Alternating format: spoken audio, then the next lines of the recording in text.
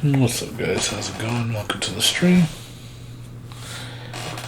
Gonna do some more Rabi-Ribi.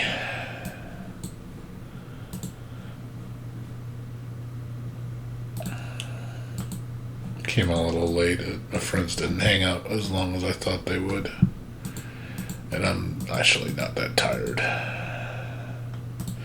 Well, not yet, at least.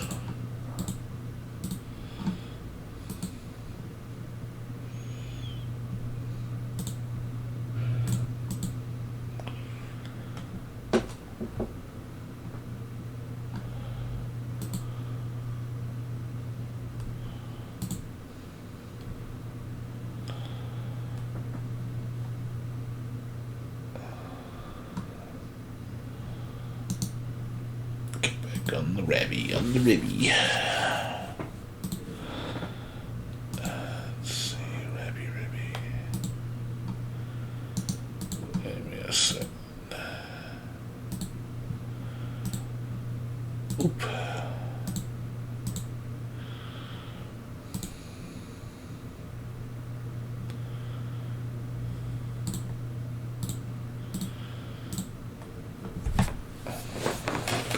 How's everybody doing today? Whew. Yeah, my friends didn't really do much this weekend. So, kind of a botched day, but it's fine.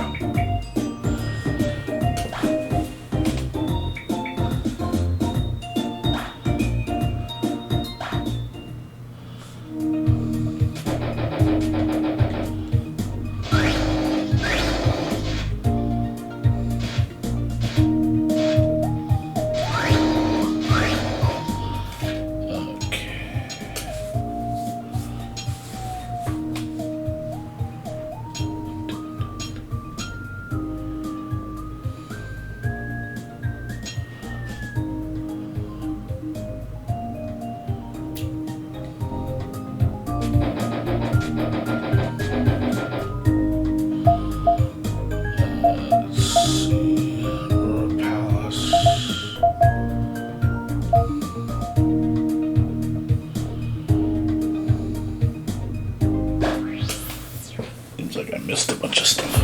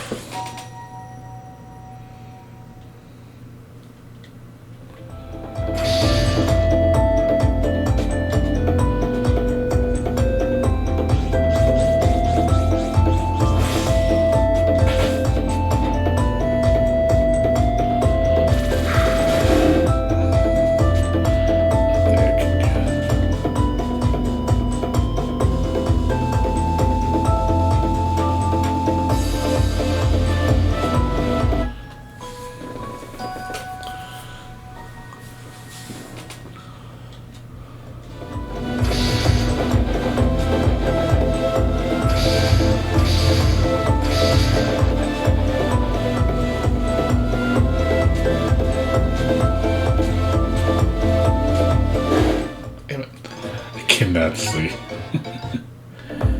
Cannot see. I'm blind.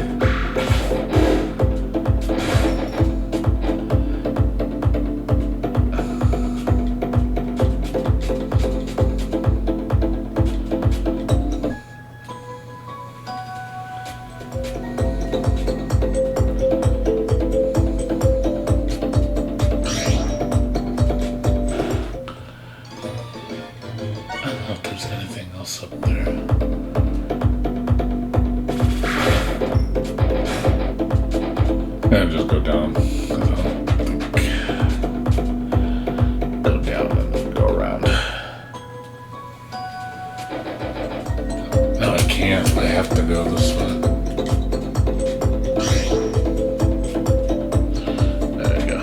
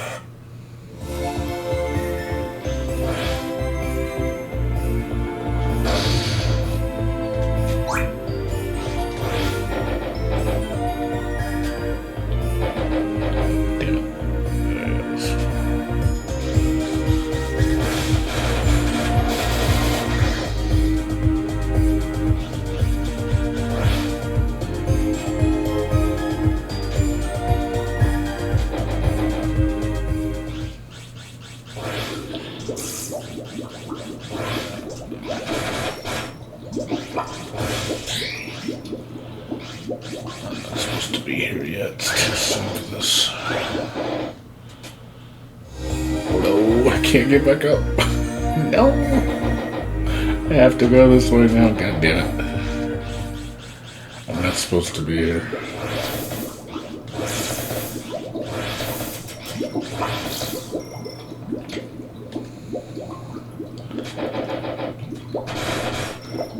Oh man, I might have really screwed myself right now.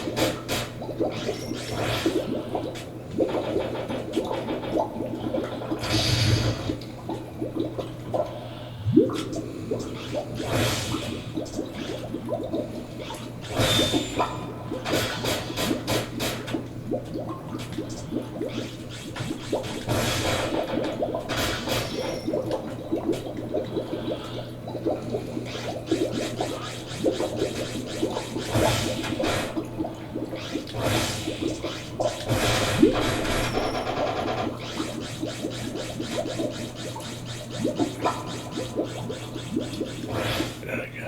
I'm okay.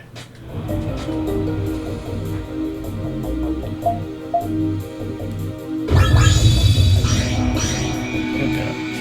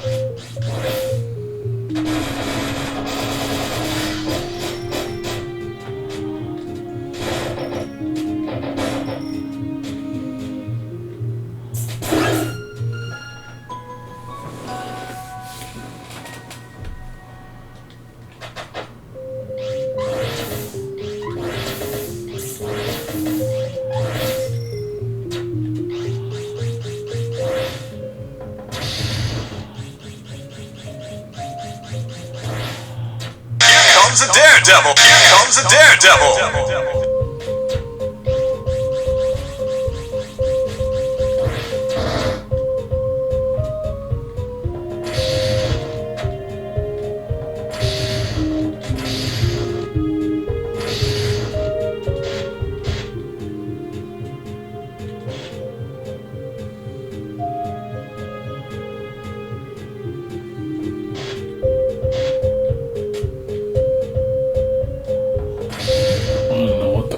That was.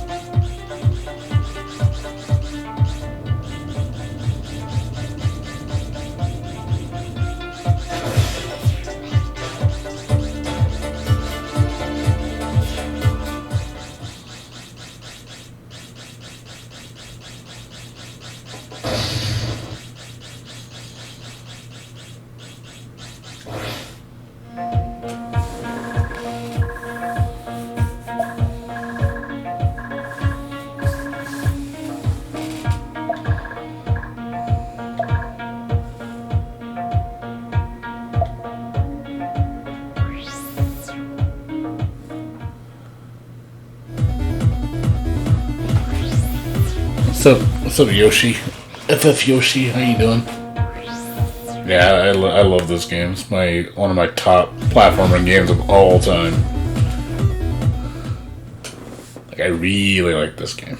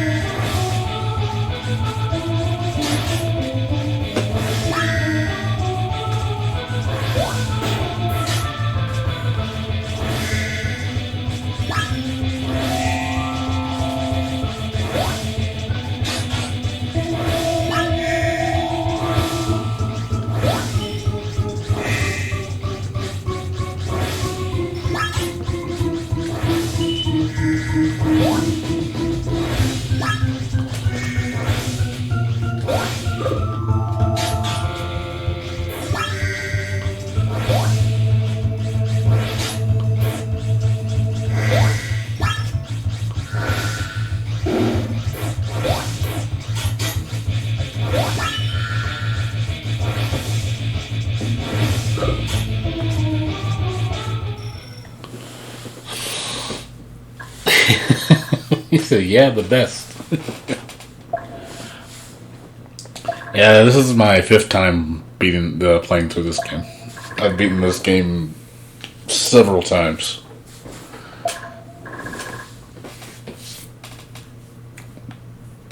I'm used to playing it on bunny extinction mode, so I haven't tried to go beyond that, though. Bunny extinction's pretty hard.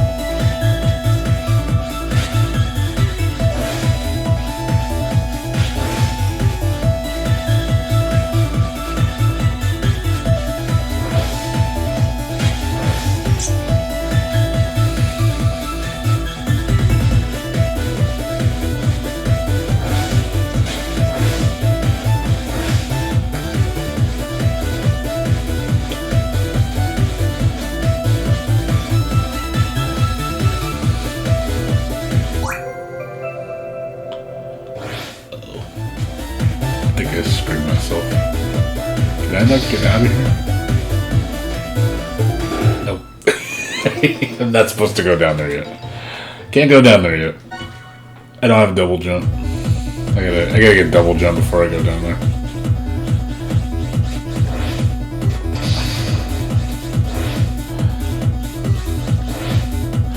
There it is.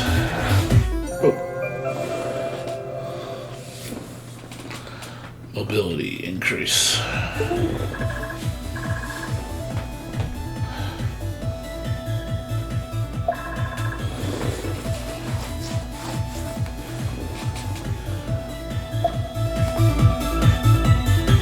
Yeah, it gets pretty hard on this difficulty. I don't recommend it if you're not really good at platformers.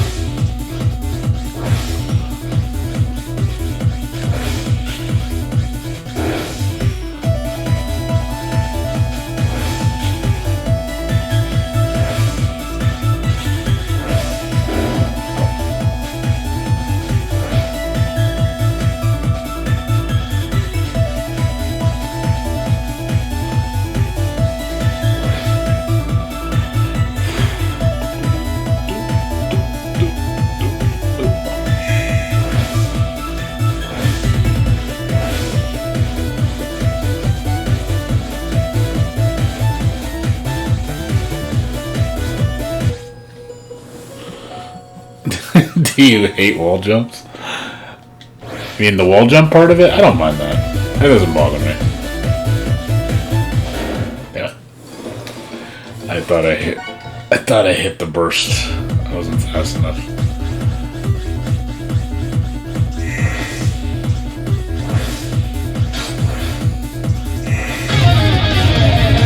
Comes the Daredevil.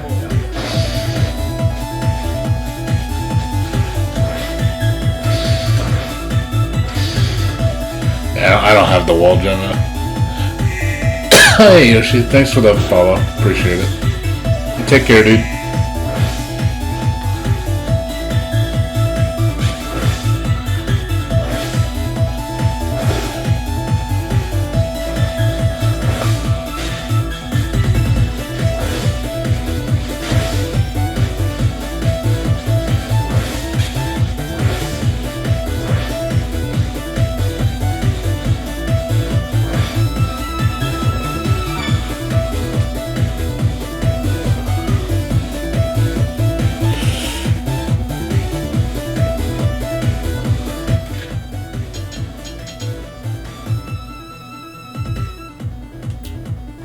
Not gonna go here yet.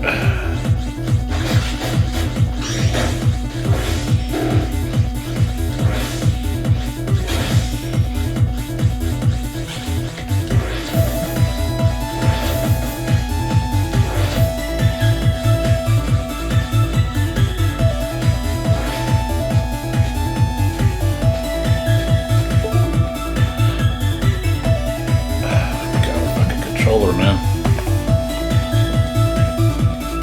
Really gotta get a new cable.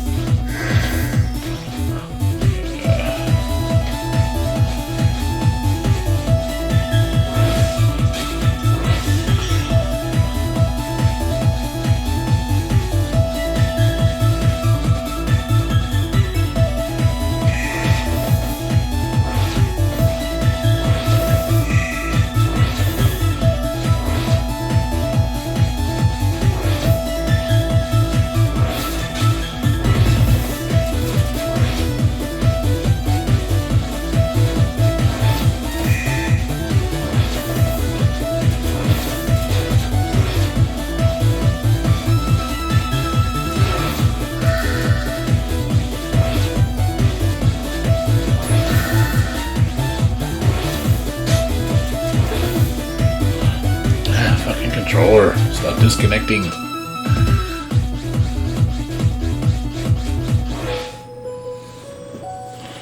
What's up? Yeah, Bankster, how you doing, dude? You actually, oh, you bought a bunch of games. Nice. Did you try them yet? Or are you still doing that Rabi-Ribi thing, or are you gonna keep playing Rabi-Ribi till you beat it?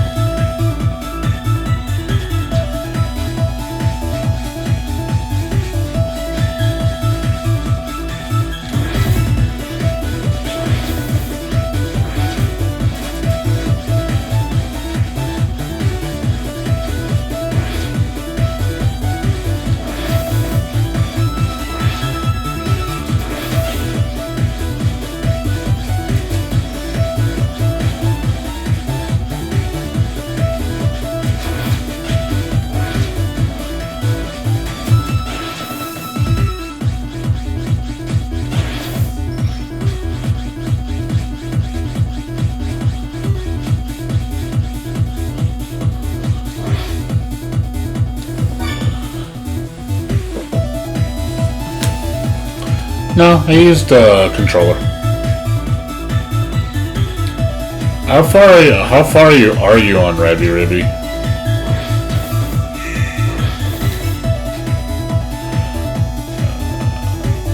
If you don't mind me asking. What chapter are you on? That's easy for me on a controller.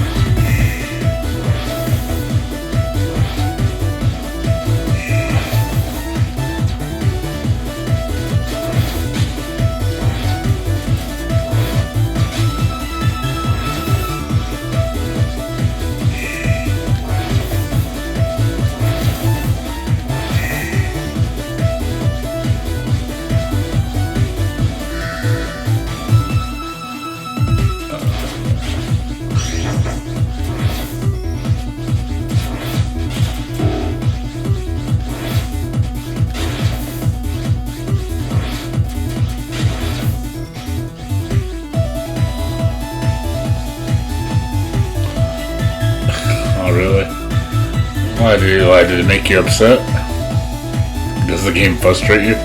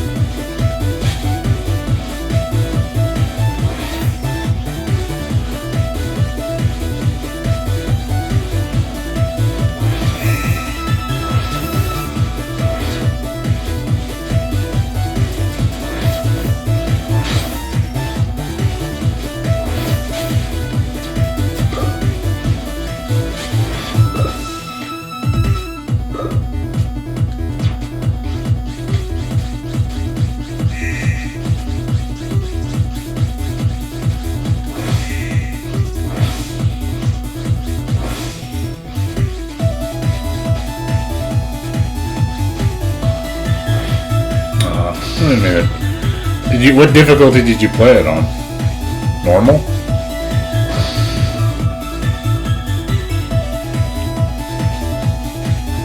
It's kind of unfortunate.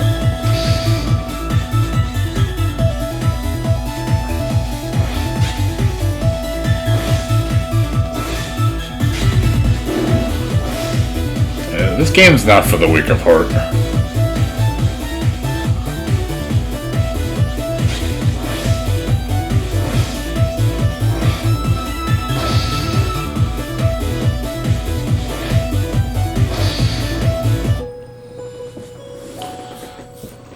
You played it on Bunny Extinction on your first playthrough. I thought you can't get it on. I thought you couldn't set Bunny Extinction until you beat the game. I don't remember. Unless they changed it.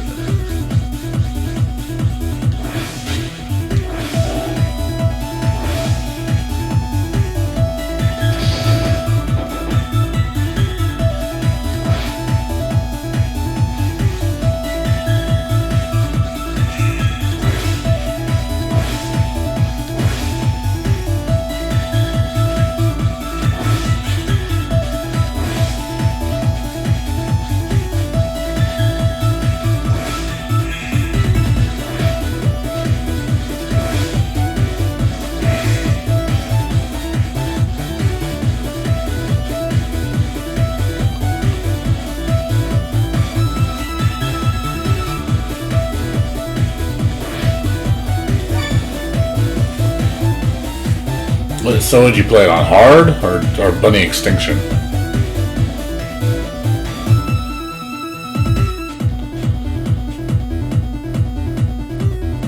don't think it's gonna let me go back.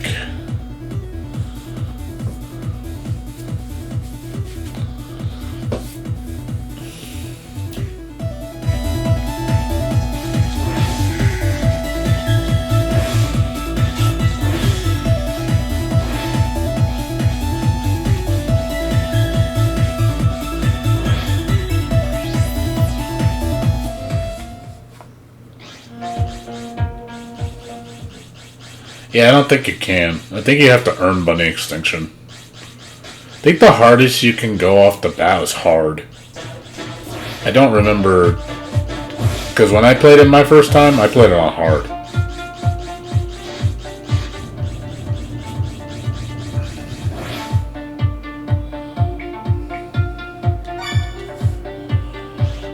So you did play on hard. Yeah, like I said, I mean, I understand. You get frustrated.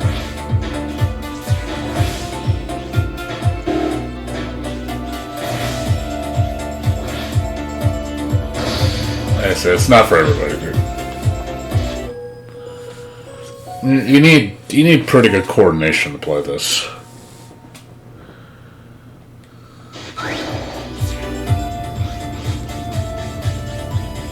You gotta have fairly decent reaction time.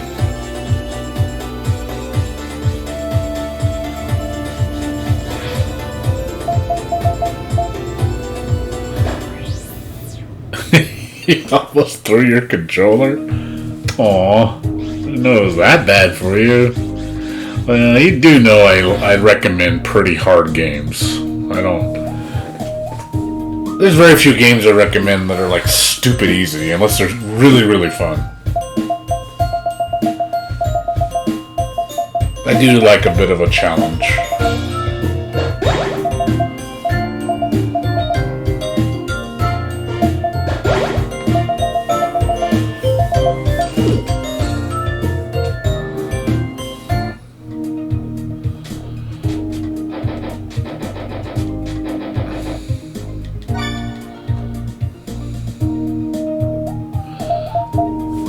I think I can go up there to Aurora Palace now.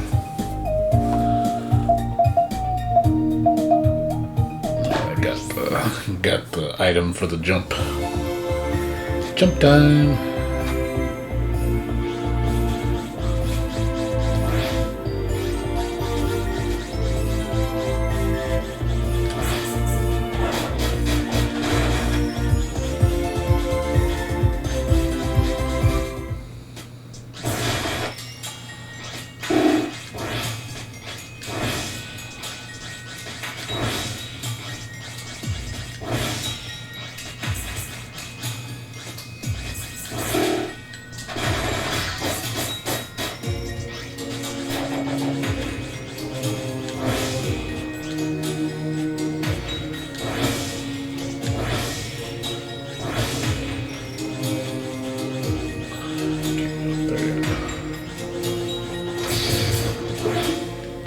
Oh my god, fucking controller keeps disconnecting. It's really annoying.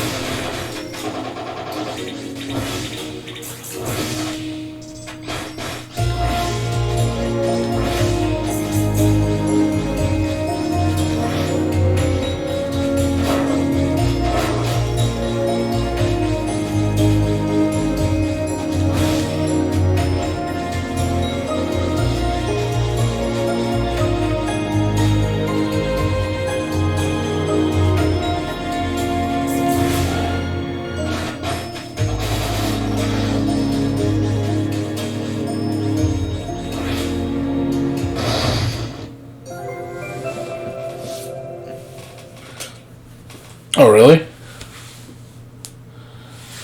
Are you gonna have to start? You saw. Well, you were watching me. Did you watch me play Ease 1? Man, Ease 1 pissed me off. I couldn't play that game. The game is so archaic. Like, a lot of games I just can't play anymore just because they're just old. They're just not... Oh, fuck. Oh, no. I think I just doomed myself.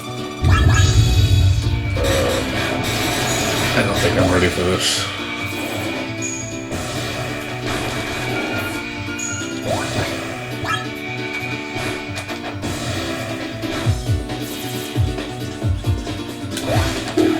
Yeah. I don't think it's gonna let me heal either. Nope. Let me heal. Gotta find a safe spot. I can't fight her yet.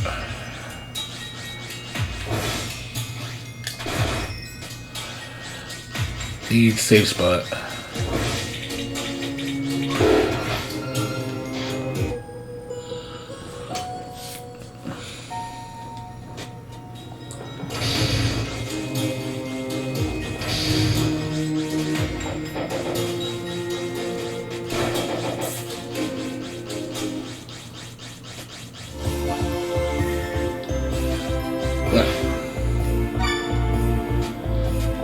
Back we go.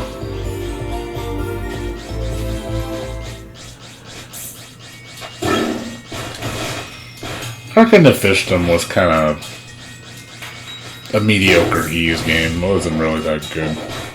Oh my god.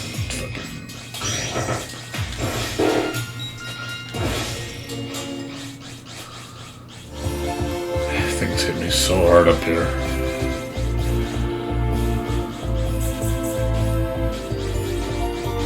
They run through.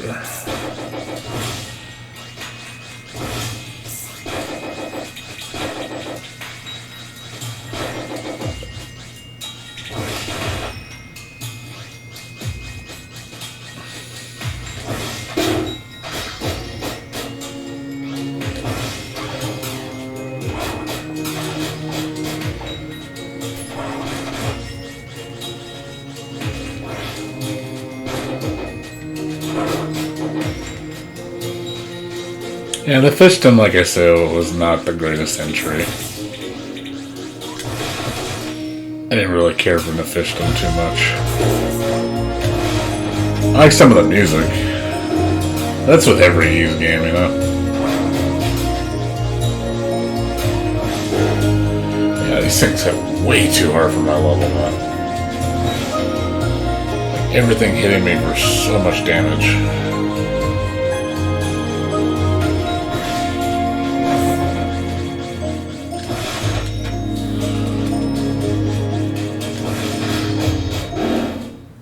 Everything's hitting me for fucking like 100 plus.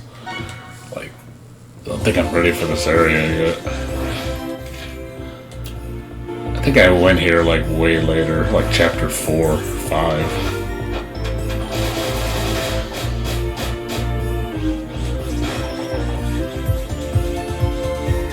Probably I need to come back to this later. This stuff's hitting me way too hard.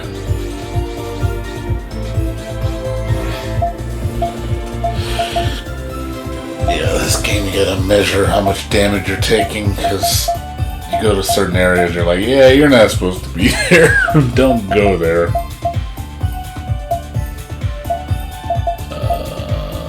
Let's see. It's a spectral cave.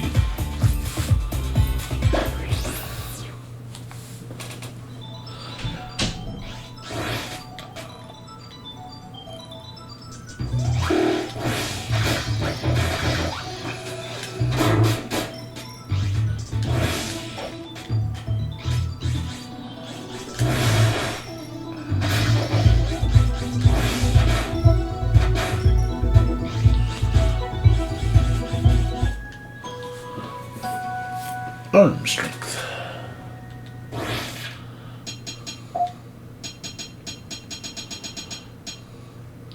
Pico hammer plus.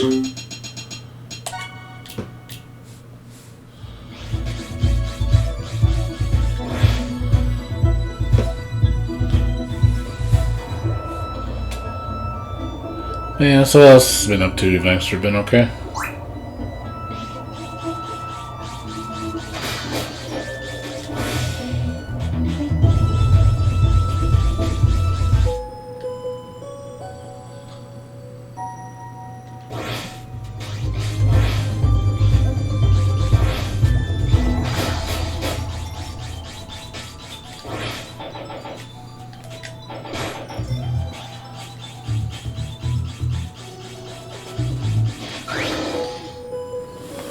That's good.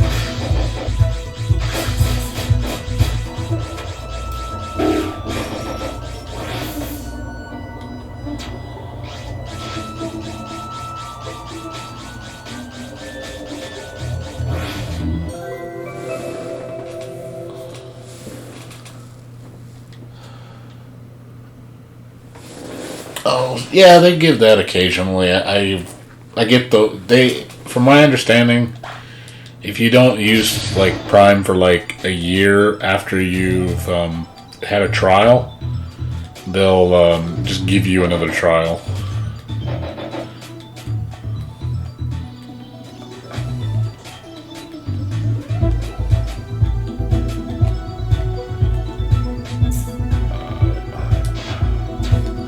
Because I've done that several times. I have like 6 Amazon accounts. So if I ever want to use Prime, I just use one of my free trials. I never pay for Prime.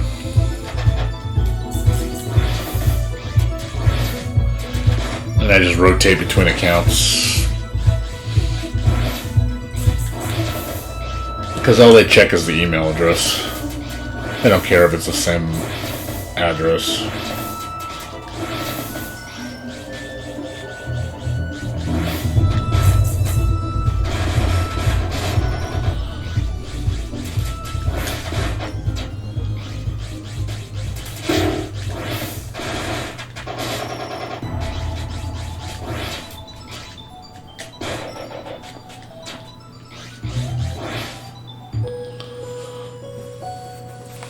Yeah, just do that.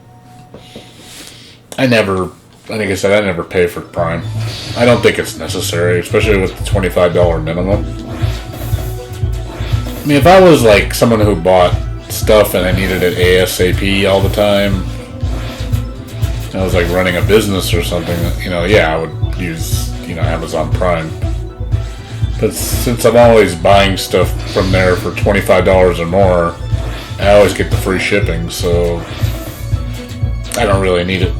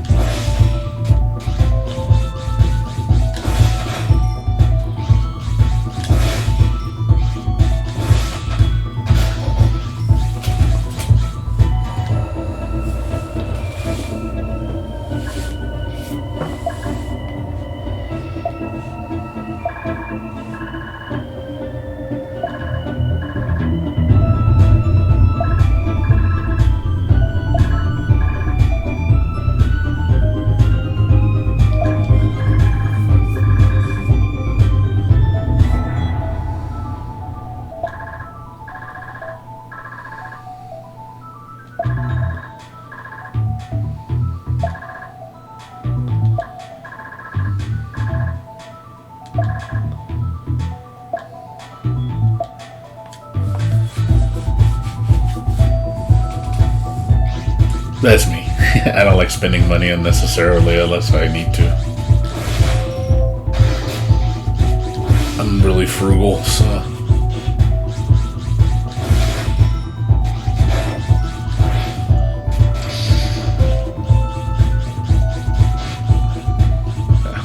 Oops, wasn't supposed to go that way.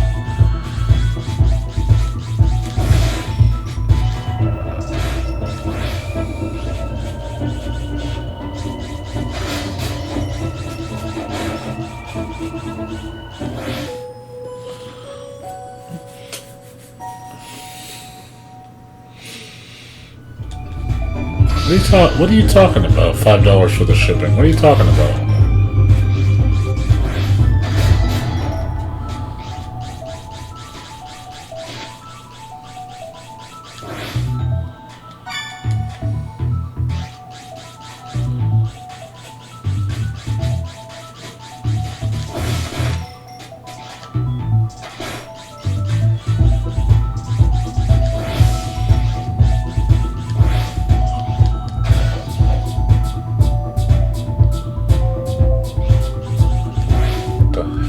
That? Where the hell did that thing come from?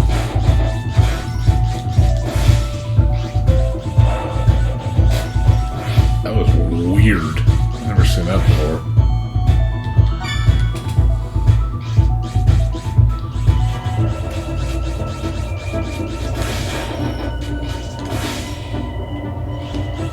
Oh yeah, I'm aware of that.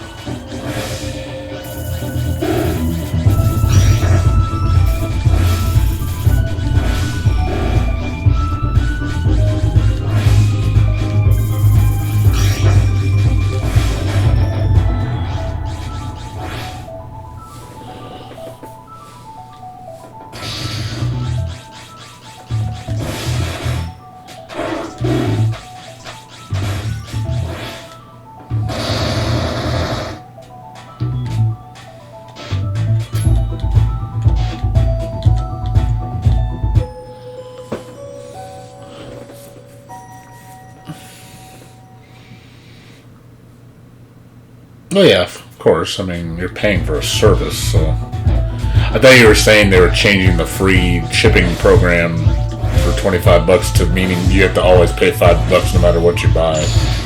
If they did that, then I probably would spend money on Prime, because I'm not going to spend $5 every single time to buy something. That's too much. Or that, or cut my shipments down into larger packages so I don't have to spend so much on shipping. I don't know if that... I think that would backfire on them, though.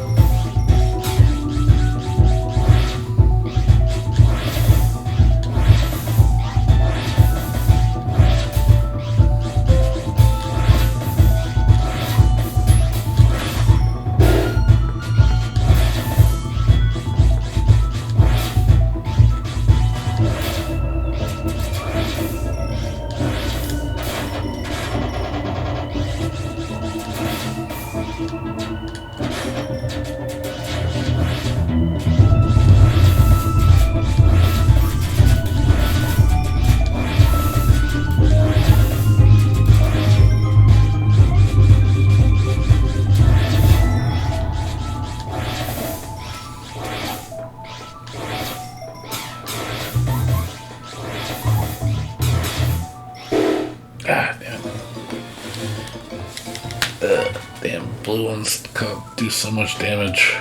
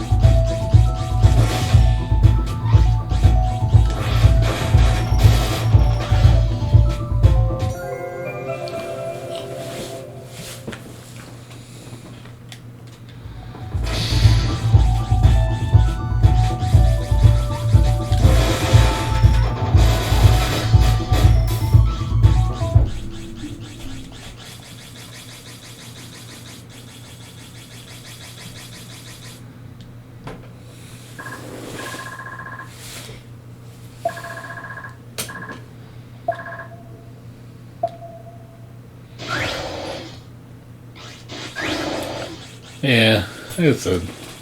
So, do you think you're gonna start up Ease 1 next, Evangster?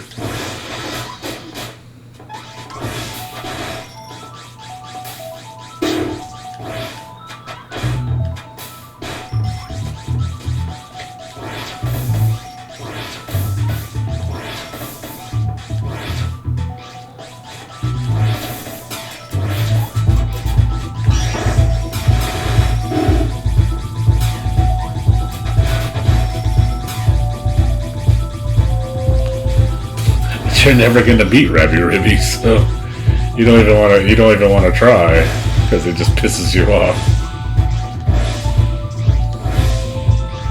So what you're saying, you're never gonna play anything.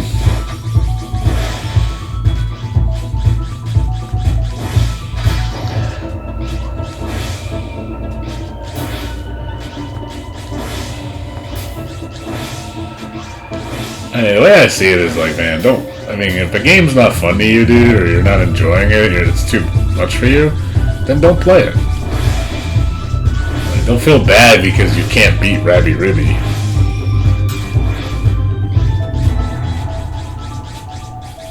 This is one of those games that just most people can't beat because it demands a lot of the player.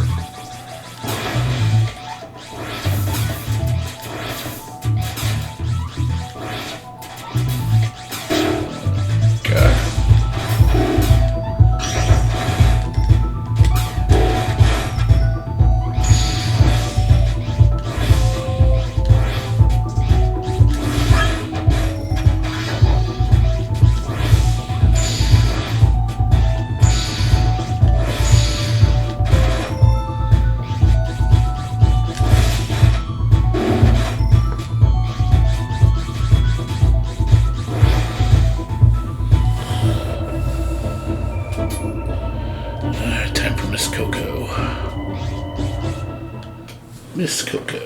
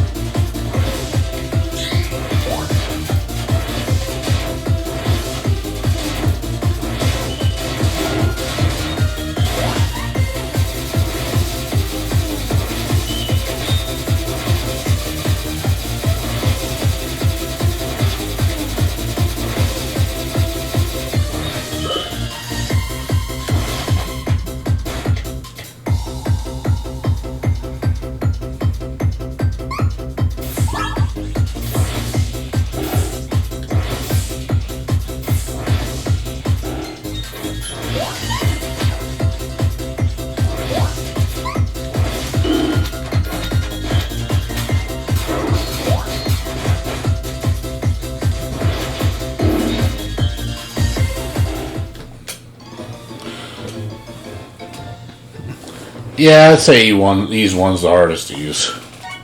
By far. Just because of how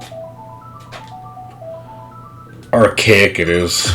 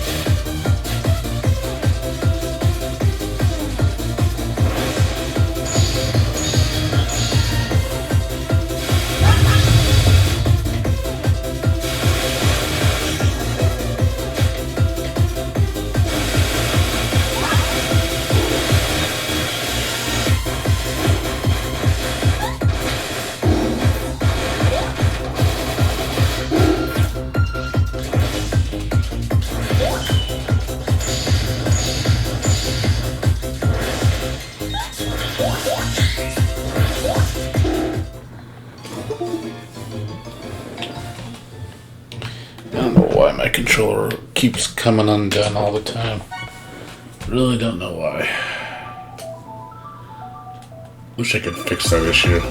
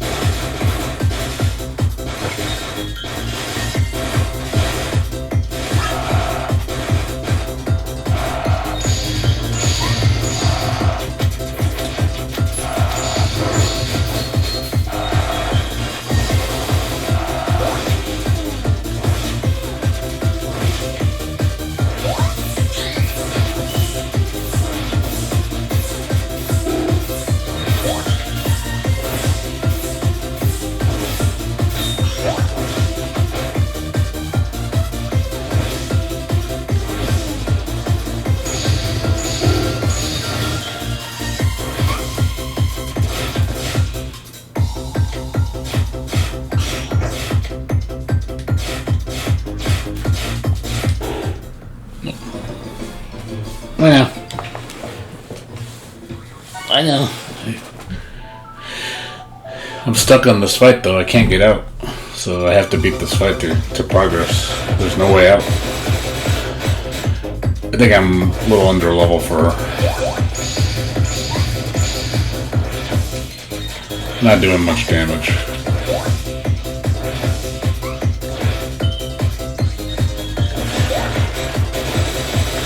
Even with the super, it's like doing jack shit to her.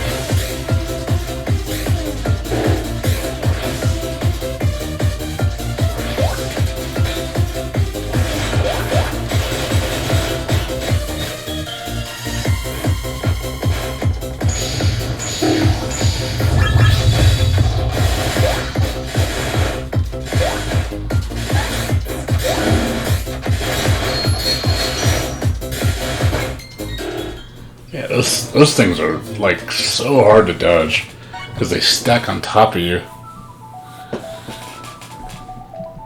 It's like they follow you and you can't dodge them.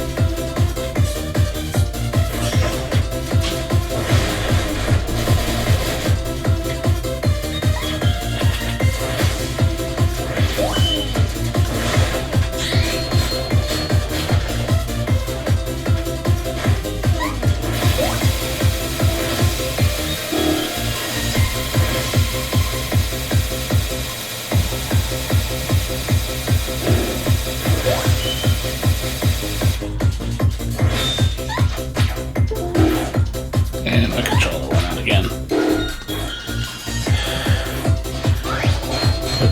Fucking controller is just constantly going out on me.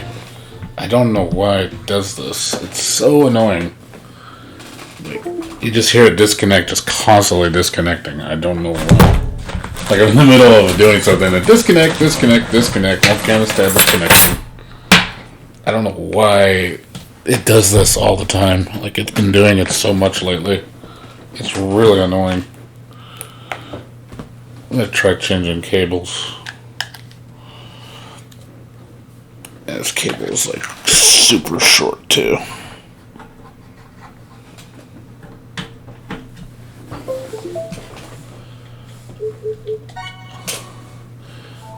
Give me a sec. Let me see if this one works. Might be the cord's too long. It only does it on this cord that I've seen so far.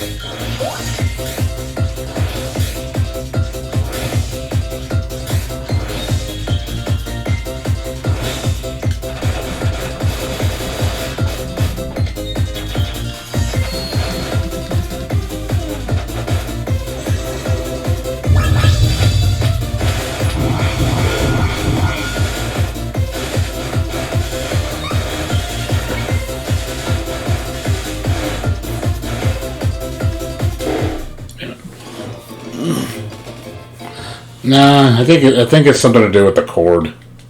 I think the cord's too long, and it just loses too much. It just loses connection constantly. Because I have like this 12-foot cord or whatever, and I think it doesn't work well with the PlayStation.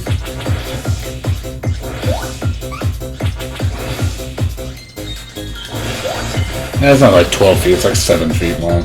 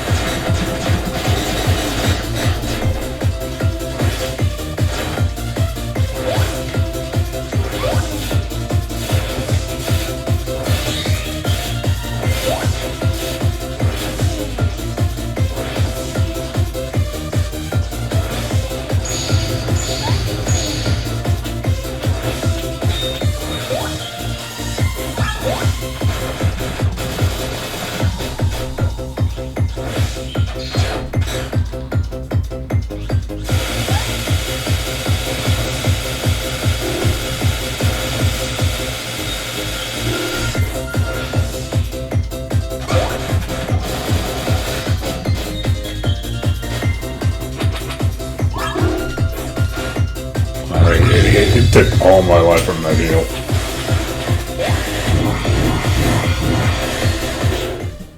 Yeah, he hit me on that heal. Boom! Fucking knocked out my heal potency. It's like, nope.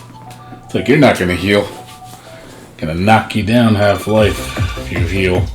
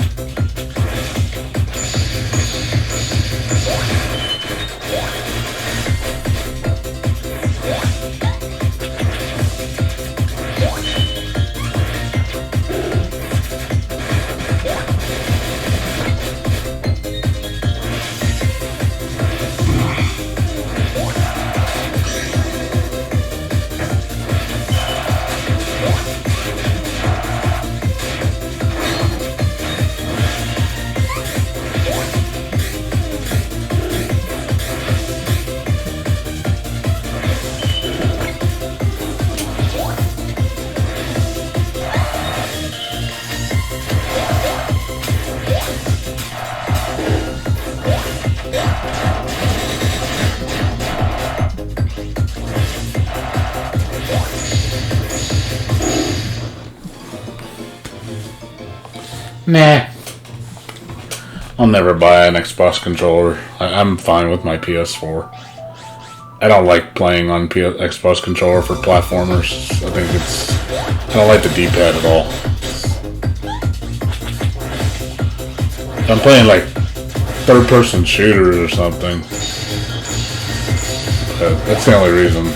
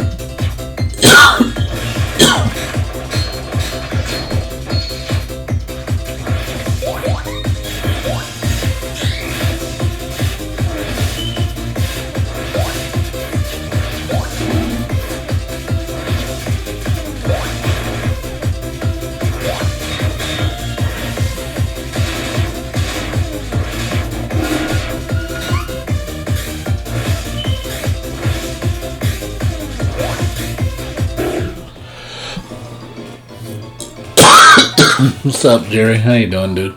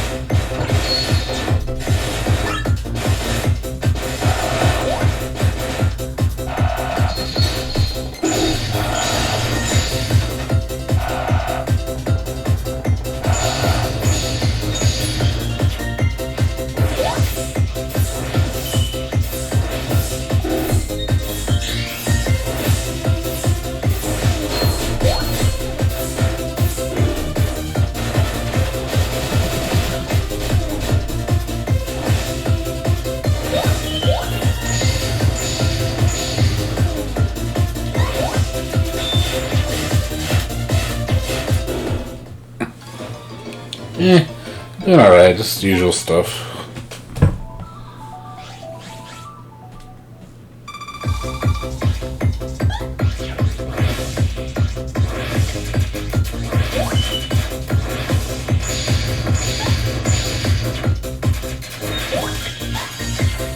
Not much else new, dude.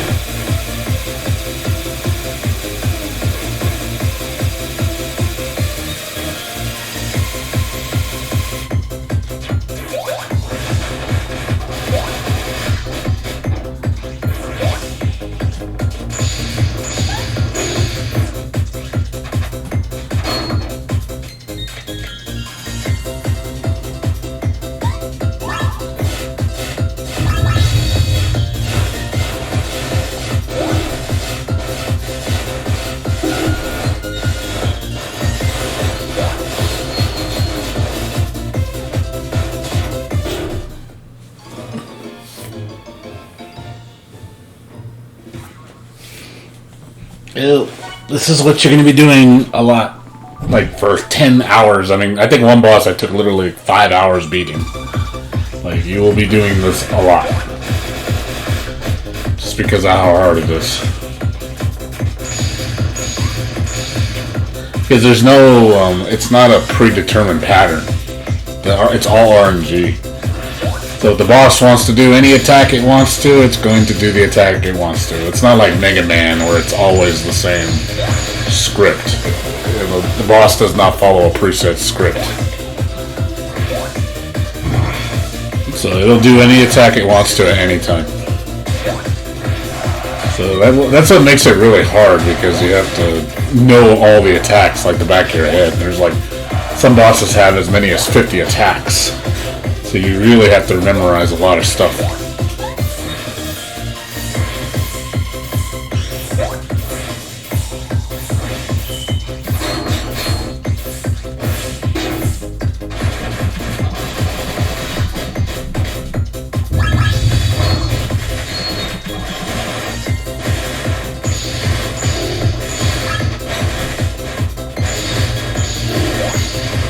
Some attacks are almost impossible to dodge. Doesn't matter how good you are, you're not going to dodge them. Because you need specific abilities to dodge. See, I'm missing abilities, that's why she's hitting me so much. I don't have the dash ability, I don't have, like... I'm missing my burst. I don't have enough bursts. So I'm really underpowered on this fight. I don't have any of my tools. That's why she's doing so much damage to me.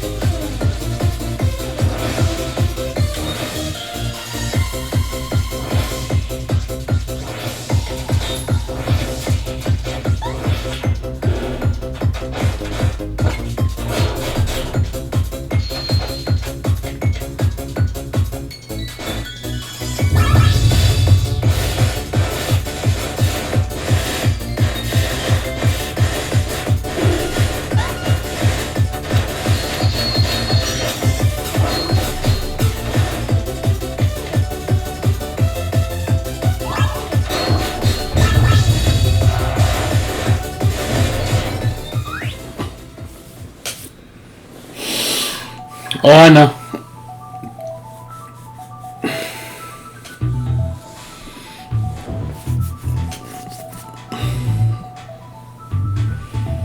Yeah, clunky control, man. Yeah, I hate Bunny Must Die. That game is terrible. Like, that game is one of those games where it's hard because the controls are bad.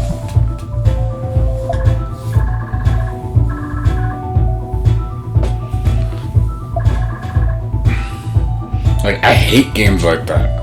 That's artificial difficulty. When you make the controls just really, really bad on purpose, like just to make it have that illusion of hard, that's the worst. I'd rather an obstacle be difficult with good controls than an easy obstacle with stupid controls. Because that's why a lot of, older games are hard. Because the controls are either really bad or it's just unbalanced. And I don't know, a lot of older gamers seem to like that shit. I don't know why.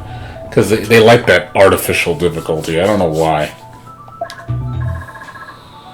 Like, I don't see the attractiveness of that in it at all.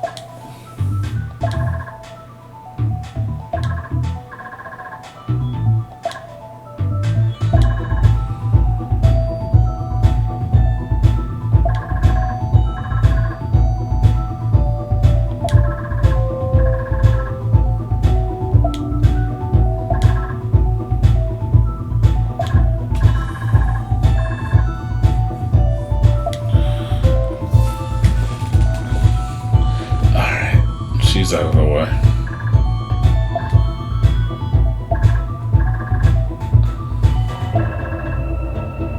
Oh, Miss Coco. She's homeless.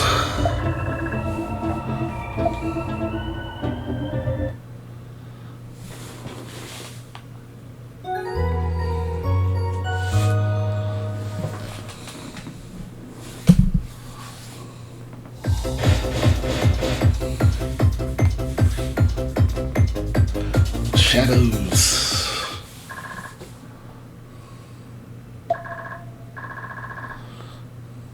Wings of V, oh man, don't even talk about that game. I hate Wings of V. That game is shit.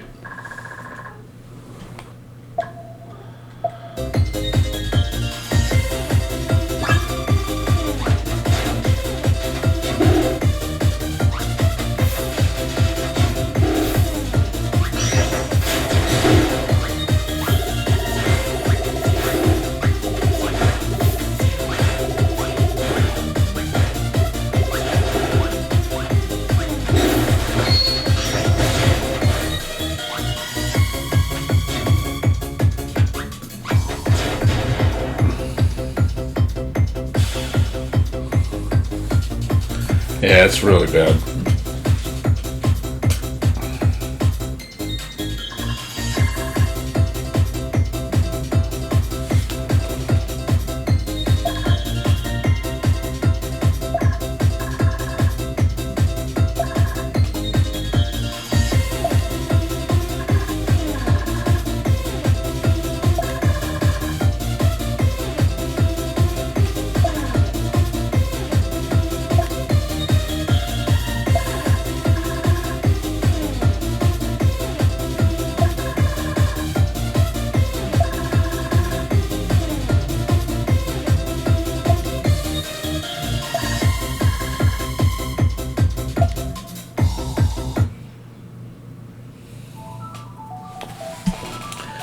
Yeah.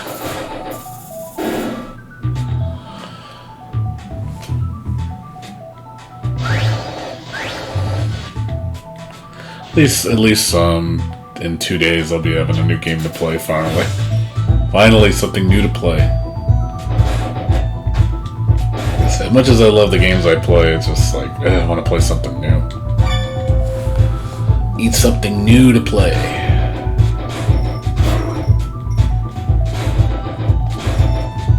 Like, I've already beaten this game so many times. Much as I love it, it's just like one of those games where you've played it enough, you know?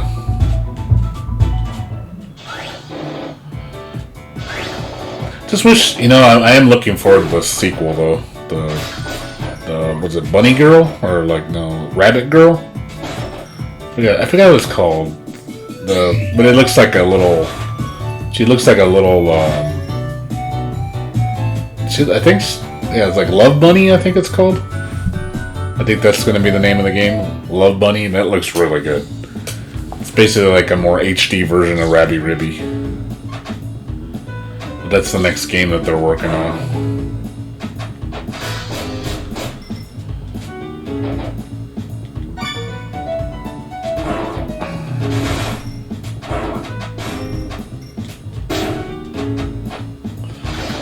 Yeah, but the development is going really slow on it. I don't think it's going to be finished for like at least 4 years. Yeah, Freedom Planet 2, that's coming out.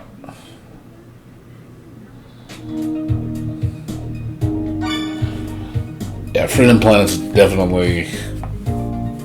Well, whenever that's going to be too. Again, it's another game, you don't know when it's coming out.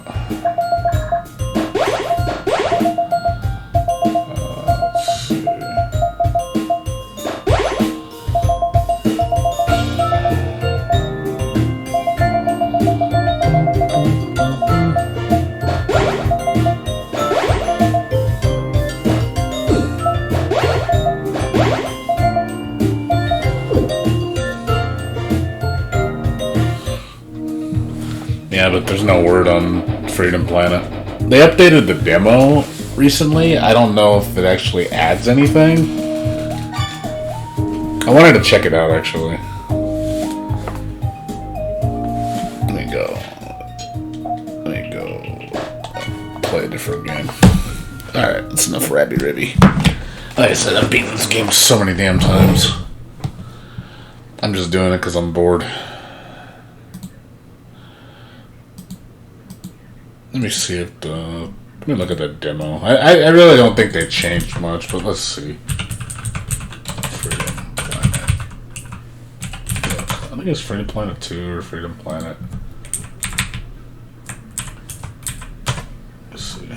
There we go. Let's see if the demo. Yeah, Windows, it was 1.07. I think this is the one that got updated. Let me make sure. Freedom.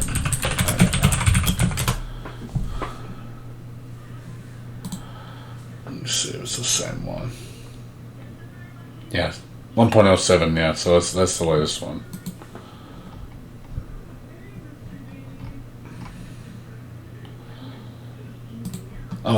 Let's check it out. Giga Wrecker? I've never played Giga Wrecker. No, I have not. Wow, what's up? I've seen it. I just don't know if it's any good though. Let's see. Yeah.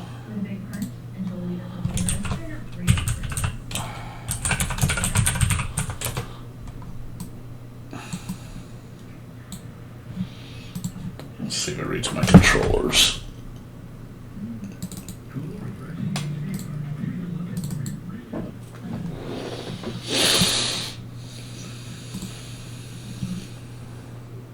Check this out. Pretty good puzzle game.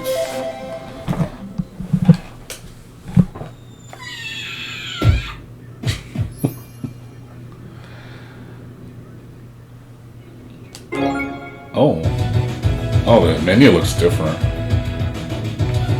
Oh man, I don't think this supports PS controller.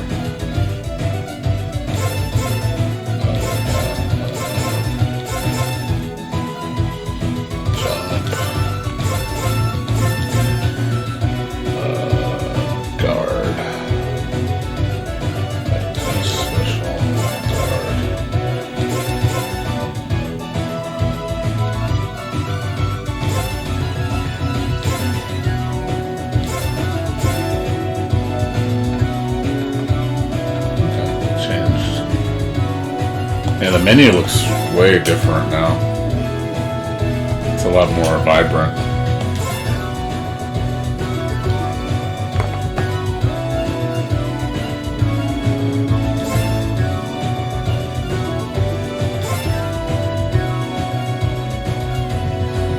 Normal. Just for the demo. I want to see if they notice anything different.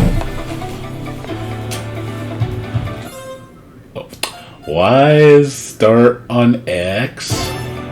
Hold on a second. Fucking, oh my god, like the buttons are all screwed up. Oh my god, really? Did it screw up my buttons? God, fucking screwed up my buttons. Hold on a second. Let me turn on the Xbox thing. That's annoying. You know what it is? I think it's because of Steam. Hold on, let me exit out of Steam. I think that might be the reason. There we go, I got it.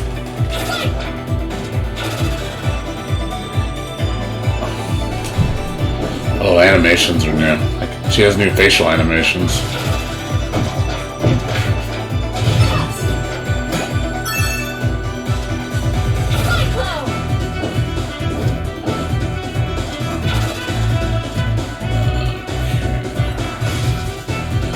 I just saw something over there. I'm trying to see if we can get over there. I'm trying to get over there.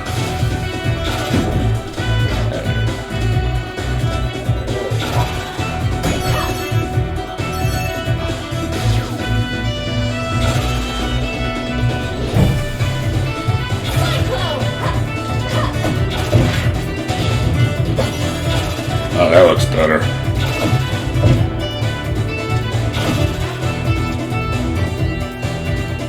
Fix that.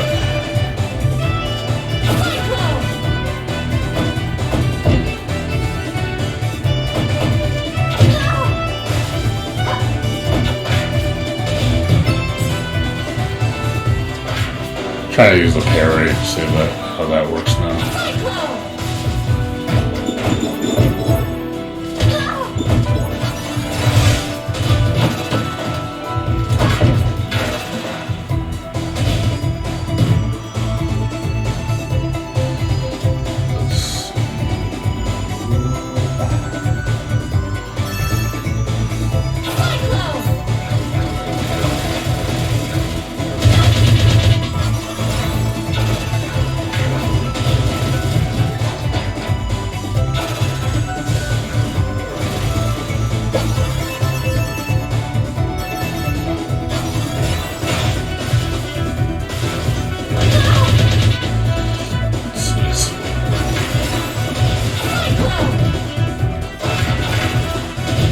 Seems like there's some new attacks that they added.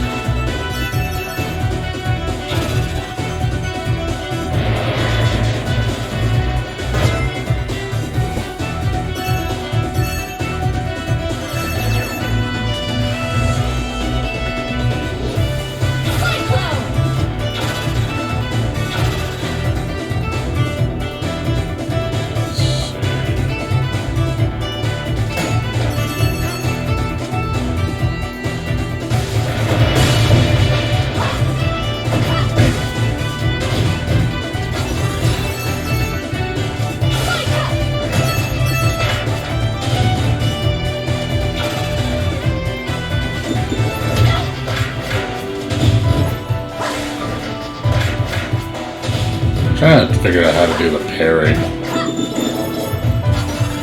think the parry and the charge are on the same button for some reason.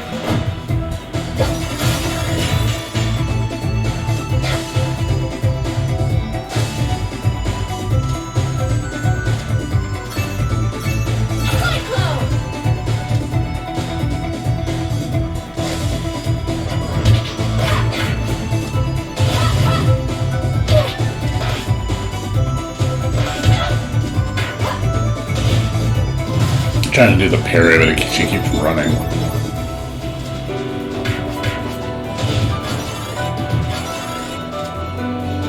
Yeah, maybe the controls need to be fixed.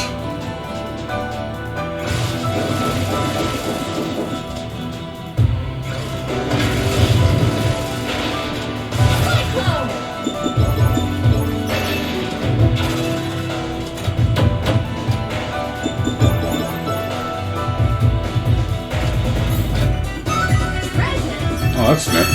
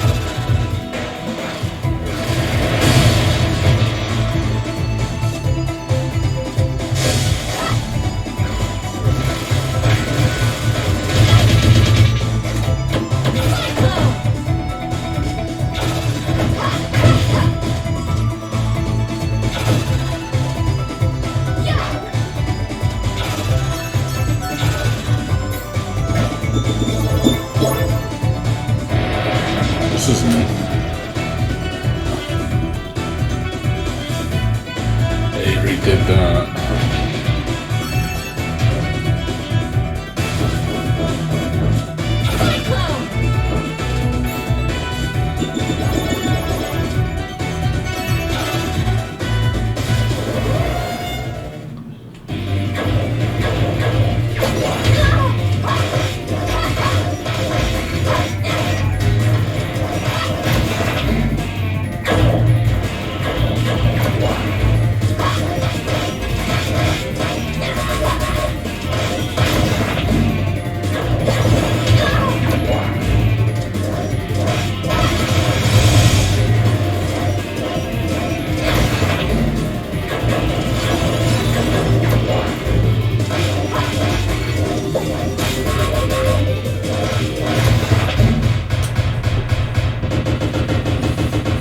Feels the same. It feels pretty good. I mean, the controls are a little bit tweaked.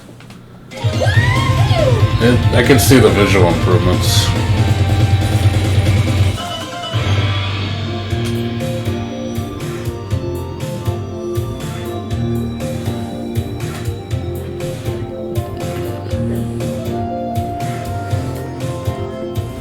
Freedom Planet's like I bought that for like I bought that from like CD Keys for like $3, and I was like, it's a fucking great game. So yeah, that's basically it. I can see they added a lot of new visual features. Interface looks better. There's seems like there's layered backgrounds. So it does look a lot better. It's one of those things of I still want to see the finished product, you know, before we get into the. Oh, did you guys see the new? Hey Jerry, did you see the new fighter? I don't even know if he's here anymore. I don't think Jerry's here anymore. I think he left. Did you leave? I think he left. Yeah, he left. Yeah, he's watching Maximilian. I say, did you guys see the new Chaos Code trailer? They showed Chaos Code next. I was like, oh shit, new Chaos Code. I was like, finally, it's coming soon, hopefully. Sometime this year, I'm hoping. Hoping. Keyword, hoping. Yeah, I know which game you're talking about. Where is it? I've seen it before. Let's see, hold on.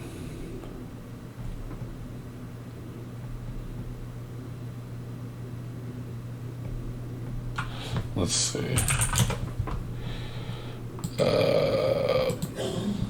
Get a record, yeah.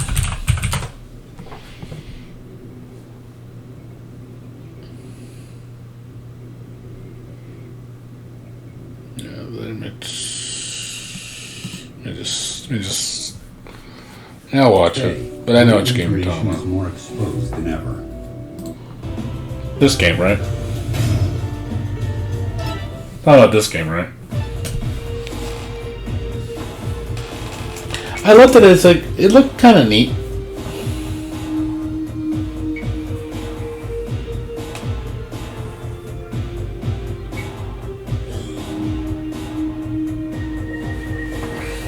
Yeah, the new Chaos Code. I'll show you in a minute.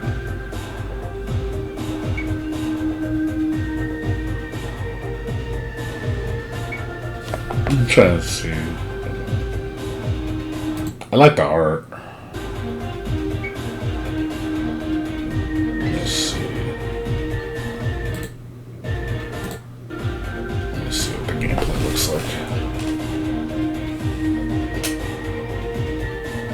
I mean, you can get it cheap now.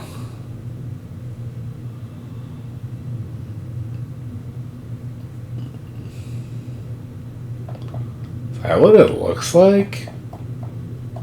Yeah. This move's kind of janky. The character model moves really janky. It looks like 20 frames, like the way it moves. It moves pretty bad. Like, why does it move like that? It looks nasty.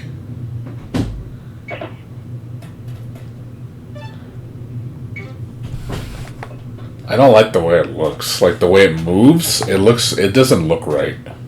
It looks off. It looks really unsmooth.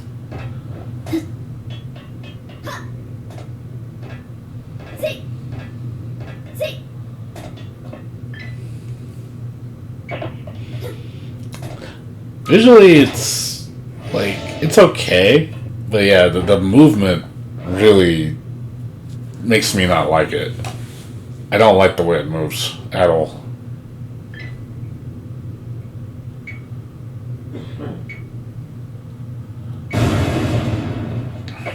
Visually, it's like it makes the game look ugly when it moves like that. It really makes it look ugly. Like I mean. The art's alright. I mean, it's not great. It's not bad. It's good. But the movement of the game makes it look like, I don't know, it looks cheap. This is a 1080p feed, so it's not like this is like low res, but yeah, it looks a little pixelated too.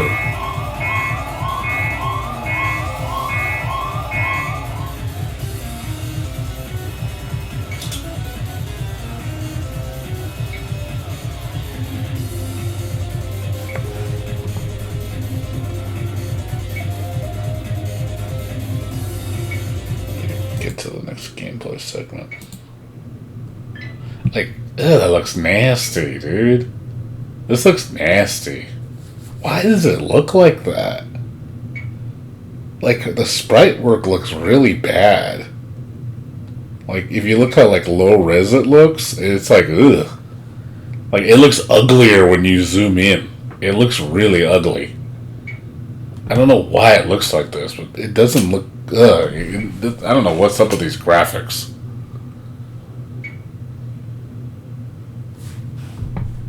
As I said, even though the puzzles might be good, visually it's not very appetizing. This is Kappa, a cordless touch. Any games like Reciteer? Design and can be easily. Not really. There's a Toho game that's like Reciteer, but it's not very good.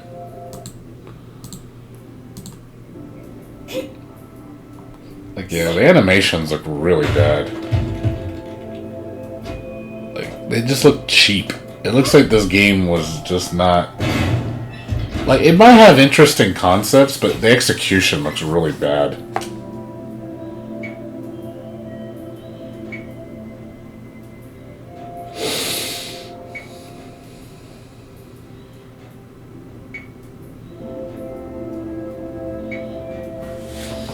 Like, I don't know, the budget on this game doesn't look like it was very high.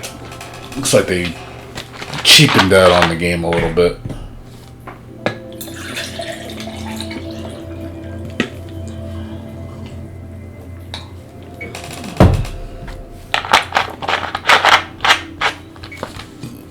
Oh yeah, I love Reciteer, dude. I played Reciteer. I like it a lot. Yeah, I don't think I'd play this, dude. Like, this just... The visuals alone just really don't make me want to play it. It's just not nice to look at. Very visually, like, ugh. Music sounds alright. Gameplay looks alright. But, man, there's way too much talking, though. There's way too much talking. It's neat, though. But yeah, I don't think I'd play something like this. Just because of just, ugh. Yeah, I'd rather play something else, to be honest. But I'm glad I didn't buy this game, because if I would have saw this shit, I'd be like, what the fuck? Let me show you the new Chaos Code. It's the fighting game, this one. This is at Evo. Another fighting game I'm looking forward to.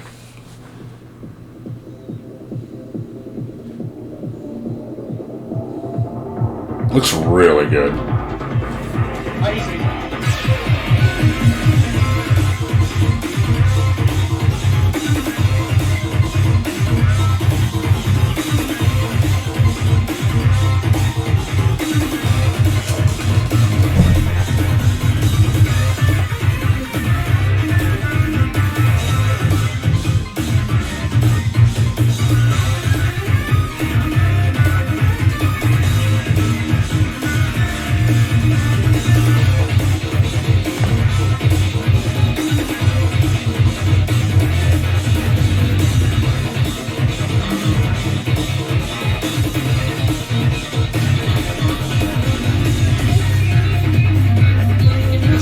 This game, the series is pretty fun. This is a pretty neat game. It has interesting mechanics.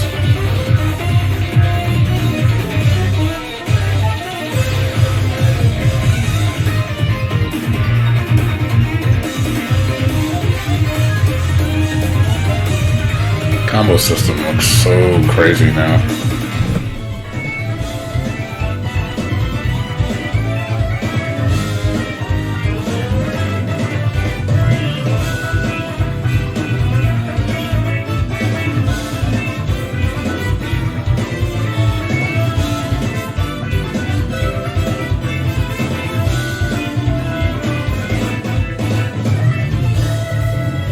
this is a pretty difficult game to play. This doesn't have one button moves. This is all execution. All manual inputs, fireball motions, super motions, all that stuff. This game's pretty difficult to play.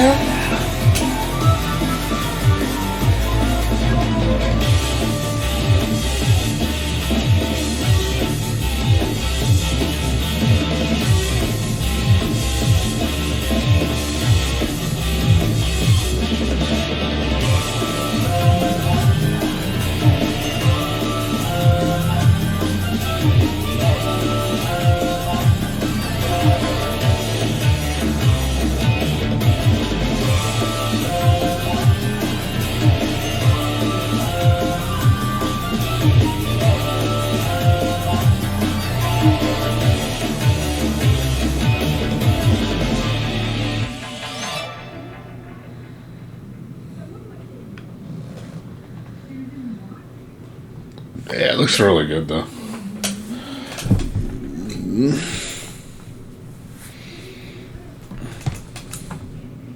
There's no release date yet, or they didn't even say which platform or nothing, dude. It's completely unknown at this point. It could be PS4, it could be arcade, it could be PC. I don't know. Yeah, if you go to like Steam and look up Chaos Code, you'll see a new Sign of Catastrophe, which is the latest version. Here comes a daredevil. Here comes a daredevil. Yeah, I have it. It's a good game. Like, if you've never played it before, it's like a zany, like, it's definitely zany. I mean, you can see it's pretty fucking crazy. Yeah, this one. Yeah. Dude, it's fucking $4. It's fucking $4, man. $4 for this game is worth it. Hell yeah, dude. This game is sweet for $4. Yeah, shit, this is a must buy for $4.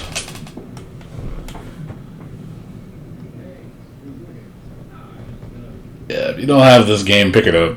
It's honestly a really good fighter.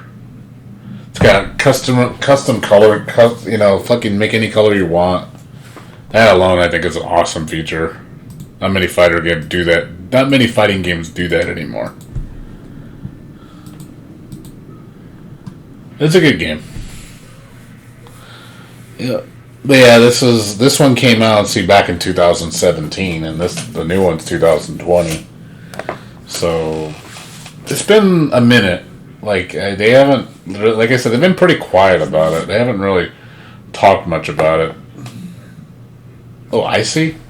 Oh, dude, I love Icy. I have Icy. Yeah, I own Icy, dude. See? Yeah, about 15 hours on. I beat this game I think I got almost every single ending in this game. I did every possible scenario. But yeah, Icy's fun. Icy's a really, really, really good game.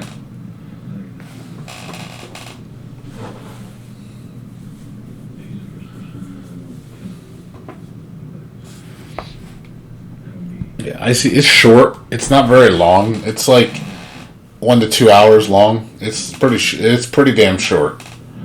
But it has a lot of replayability because of all the different endings. Because it's like Stanley Parable. So it's basically Stanley Parable meets Metal Gear Revengeance.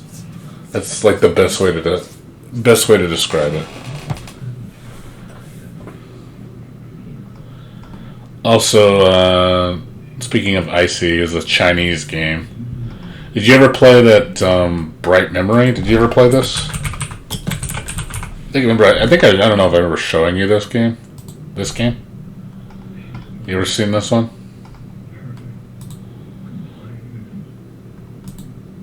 I think I remember showing you this game. I don't know, maybe I did. But this game is legit fun, dude. Like, this game is fun. It's also like Metal Gear Revengeance. So basically think like it's a first-person shooter, but it has katana attacks. It has air combos and shit. And it has like the crazy Devil May Cry combo meter bullshit. And this game was like $5. He's making a full-blown game of it, because this is basically a prototype. It's like an hour long. It's very short. But he's going to be making a full-blown game with... and he's got his own development team. So, yeah, I'm waiting on the new one. Like I said, he called it Bright Memory Infinite. Which is... it's looking really good. I mean, goddamn. It looks amazing. You know why, man? The graphics on this shit is just unreal, man. This is a Chinese developer, dude. Graphics look so fucking good. Like, this unreal how good this looks. Just, wow. Just blew my mind when I first saw this shit. I was like, wow. This looks so amazing.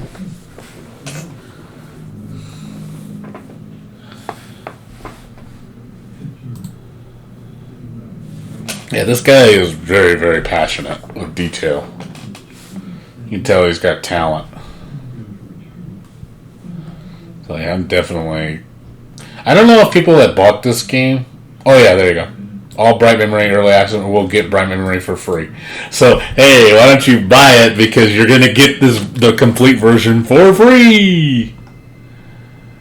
So, see? You might as well buy it. Because he's going to give it to you for people that support him. So that's awesome that he's going to give you the full-blown version. I think he said the full game's going to be like, I think 4 to 5 hours or something like that. It's going to be like, you know, obviously a lot longer. But man, for $5, man, you can't go wrong for $5, man. This game is a steal for how cheap you're getting it.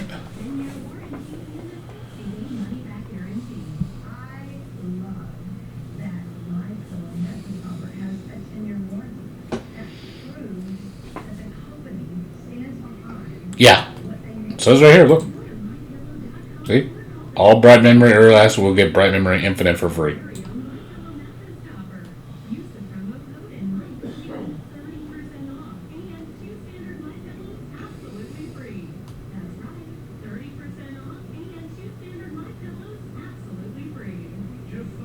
Yeah, see right here, it says, from now, we'll no longer be developing Bright Memory episode any further, but I will be making regular experimental editions with new features which players will be able to try out.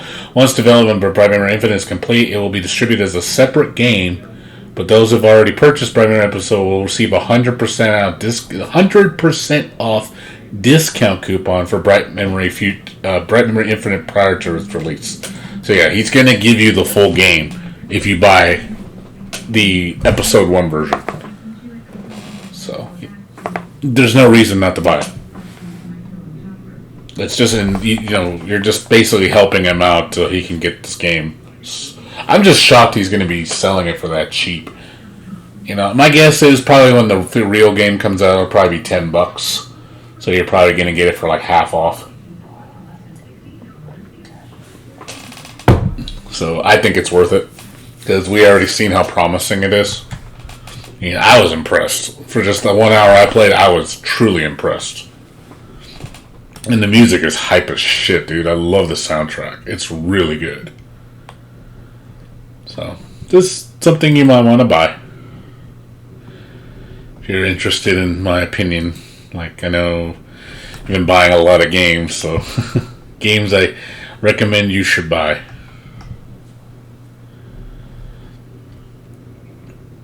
Trying to think anything else that you should buy that is kind of like a must play. God, I remember Baldur Force, man. Baldur Force. You guys ever remember this series? I think it was called Baldur's Force. I think it was. It just sounds familiar. I don't know why. I don't know if this is the same series. I'm not 100% sure. I remember hearing about this. I was like, what the fuck? It's like, I remember that from a long time ago. I don't know if it could be something new, different, though. Let's see. Zombie Armor Trilogy, Coma 2, Vicious Sisters, which somebody came in the chat room yesterday and they were praising this game, saying it's I mean, look at the reviews. I was like, damn, overwhelmingly positive. It's that good. So people really, really like this game, and I bought it for $11, $11 for early access, and when the full one comes out, it's going to be the finished product. That's why I haven't played it yet, because I want to wait till the finished version. I'm going to play. This is the next game I'm going to be playing. So this comes out in 2 days. So I'll be playing this on Wednesday. Yeah, I was kind of surprised how much praise it got. I was like, damn, is it really that much better than the first one? Because I played the first one. The first one's good. It's not as... I don't think it's like godly or anything, but it's good.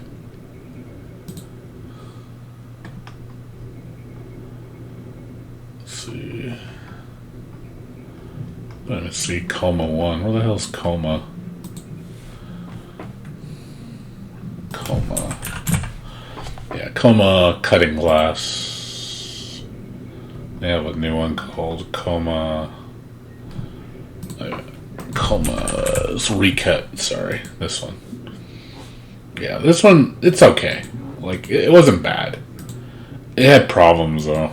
Like, certain things are kind of eh. But yeah, it just seems like they really, really, like, improved it with the second one. I mean, if you even look at it, like, how much better it looks. Like, visually, it looks amazing. Like, damn, huge improvement on the graphics. It plays like a 2D Resident Evil. Lots of puzzle solving. No fighting. You have to avoid your obstacles. Don't run into shit half-assed. Presentation's really good.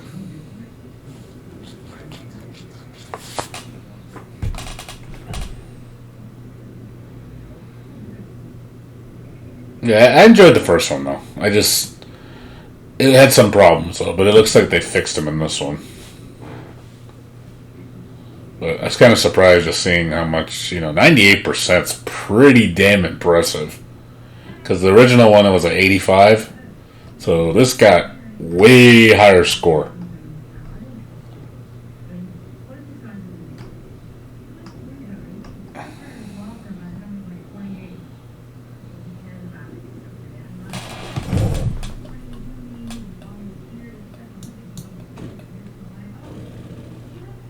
Yeah, it looks like it's just all praise, man. Just people just saying it's just a good game.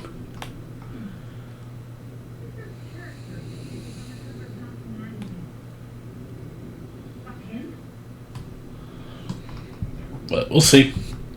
I'm going to play it, so that'll be the next one I play. Because it's going to be this one, and then I'll be playing this game. I also bookmarked this one. The Arc System Works game. Where was it? This game's fun too. I actually played Sayonara Wild Hearts. This game's pretty fun. My friend was showing me this game. This game is really pretty. Like, I like the visual style. The music's really good too. It's got nice music. Cute game. This game's pretty good.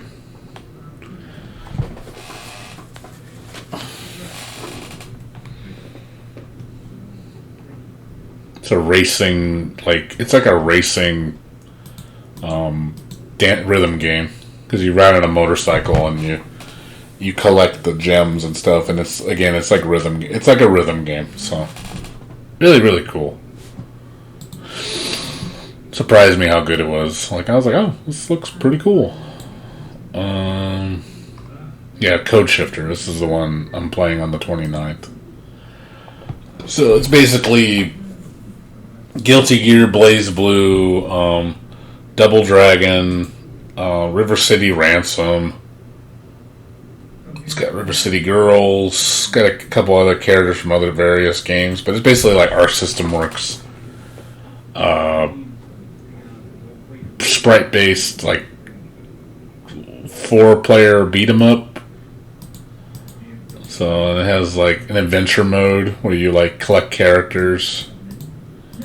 Apparently there's like 30 characters and there's like 70 assists you can collect. It looks cute. Like I was like, oh, okay, I might like this. It's gonna be $15. So I'm probably gonna check this out, see if it's any good. Yeah, it comes out in 3 days. Into the Gungeon? I've never played Into the Gungeon. No, I don't know anything about it.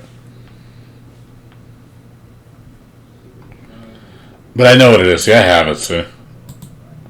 I wasn't sure about getting it, though. I mean, I know it's kind of like a Smash TV bullet hell.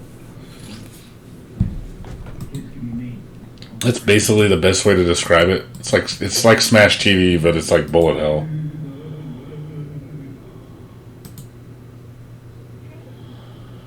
It's cute. I mean, I have to say, it looks cute. But I don't know if I'd actually play this.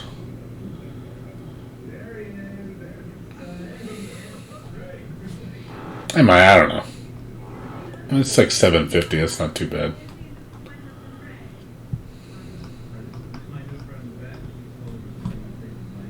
I'll think about it. There's a lot of games on my list that I have not bothered getting. And like Dishwasher Vampire Smile. I was like, oh, this looks interesting. And I was like, oh. Visually looks crazy. Real bloody. I've never seen this shit. Yeah, I was like, oh, $2.49. I'm like, yeah, that's a good price. Then I noticed the reviews. Okay, why did it go down from overwhelming to very positive, even though it's 100%? That doesn't make any sense. Yeah, this looks like it has good reviews, though.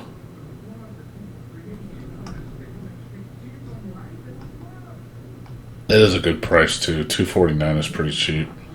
I'll pick it up. I'll pick it up for myself. For that price, it's not bad. Oh, yeah, there's that, yeah, the lunar year token bullshit. I'll pick it up. And another game off my list. Let's see. Let's see. Frame Collection. I heard this was pretty good. Interesting concept.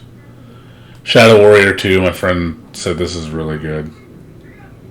It looked interesting. Like a badass attitude, like samurai fucking gun game. I played Axiom Verge. I've already beaten this game.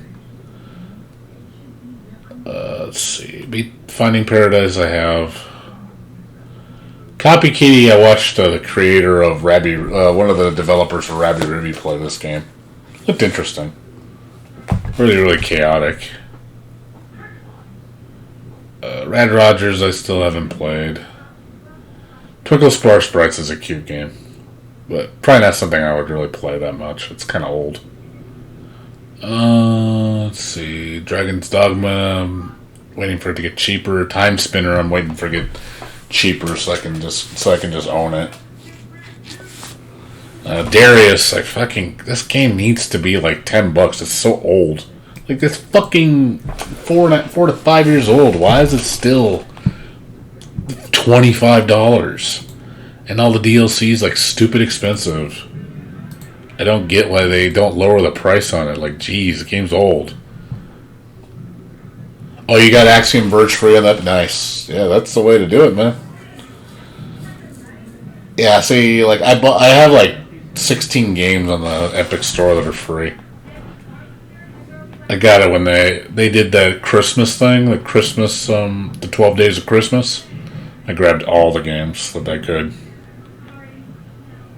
Let's see. I heard this game's actually good. Call of Cthulhu. It's a interesting game because I do like Lovecraftian horror, but I also heard complaints about it. Like, it looks really good. God, it's already been out for almost over a year. Game's old already. Yeah, it's been out that long. Shit, time flies. Because I really do like Lovecraftian horror. It's really cool shit. No, but I wasn't sure if I'd like this type of game just because I know Jim Sterling, he swears by this game. He loves it.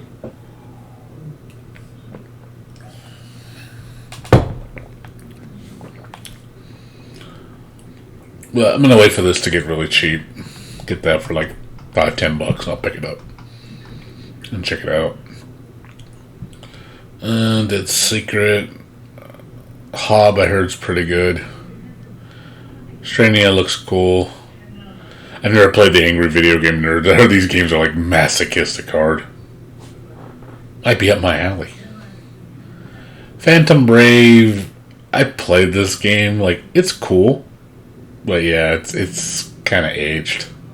It's cute though. These games get boring. I only get Segren Kagura just so I can just look at it. It's not one of those games I feel like it's worth playing because they get boring quick. Like, they look great, but they're just not very fun to play for a long period of time.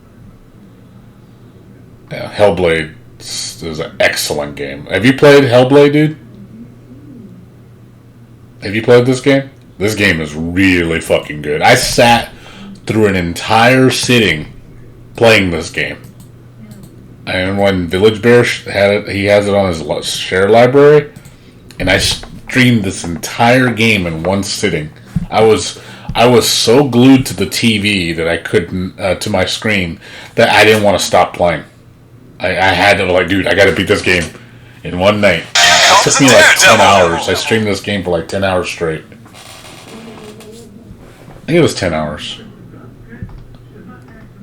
It doesn't show me for some reason. Yeah, but excellent game. Like, visually, the story, the presentation was awesome. So, excellent game. Really, really good. So I was kind of excited when I saw Hellblade 2. I was like, oh shit, they're making a sequel. It's like, awesome, because that game's cool.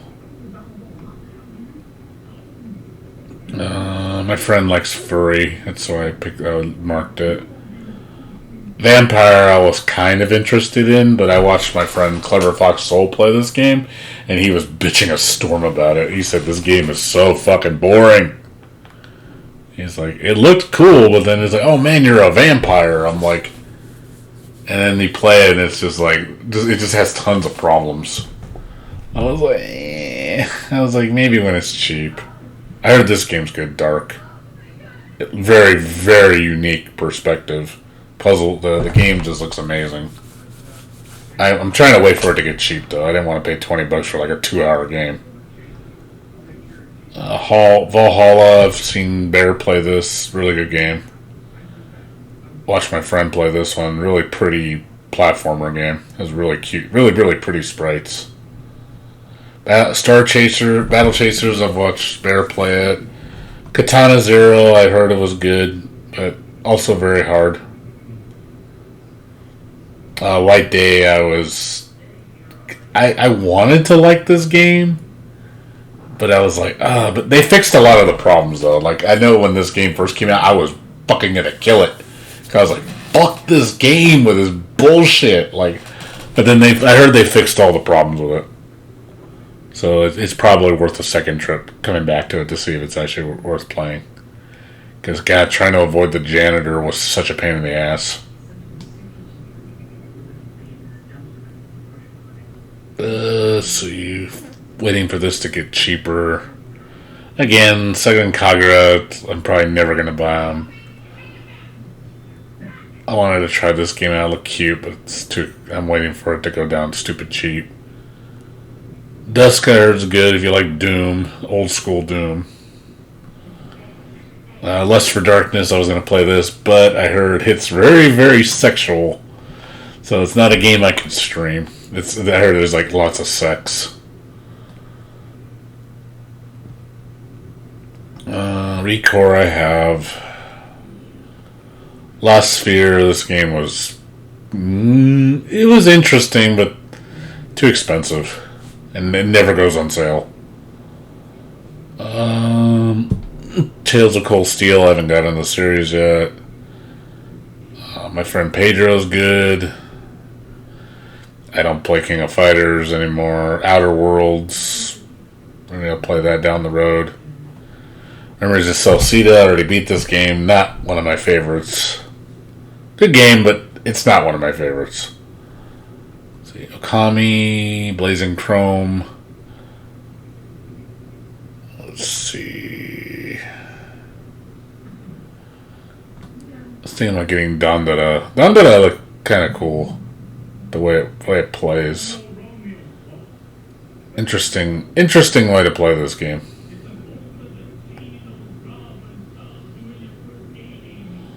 Like, cause you don't move in this game. You jump to platforms, and that's how you maneuver. There's no walking or anything. You just jump from platform to platform to platform, avoiding attacks. It's neat. I have to say, it's kind of different.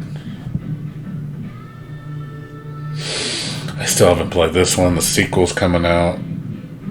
Let's see. Cat Maze, I wanted to give it a shot again because I looked at it and I was like, oh, it's Momodora. But then I played it the first time. Oh god, this game was shit. But he's patched the shit out of it, so I'm wondering if it's actually good now. Yomo-Ori, I played the first one. Cute game. A little slow pace though. It's cute though. Played this one. This one looked interesting. I don't have Yakuza. Oh, yeah, God, when is this game coming out? Holy shit. When is this game coming out? This thing has been in like development hell for God knows how many years. It's like, what the fuck, guys? Is this game ever gonna come out? Like, I backed this up on a Kickstarter, and it's like, it's just been... when is this shit gonna come out?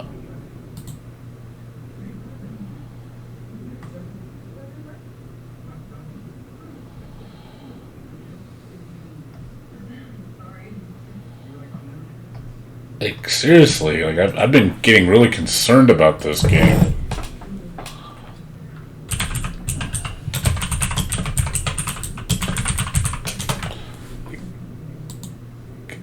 Like, they haven't said anything, man. It's been in development since yeah, they haven't updated it since July of last year. Like, what the fuck, guys? Like, what is happening with the game?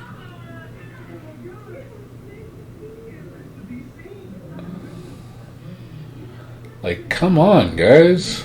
Like, what is going on? You guys aren't saying shit. Like, I don't know what's going on, man. Let's see. Sorry, I don't want to know it's been too long since we posted an update. This last several months have been tougher than me. I don't have any work next week, so I'll be able to put a lot down. Ah, man.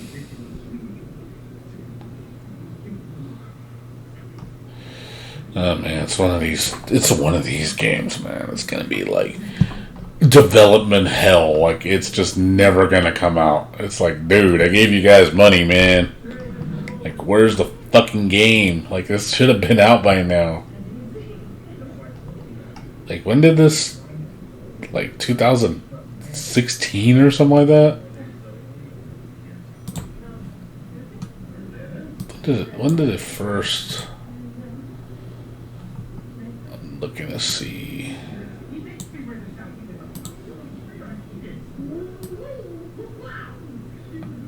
Yeah, 2017. So it's going on 3 years in development for a pixel art platformer.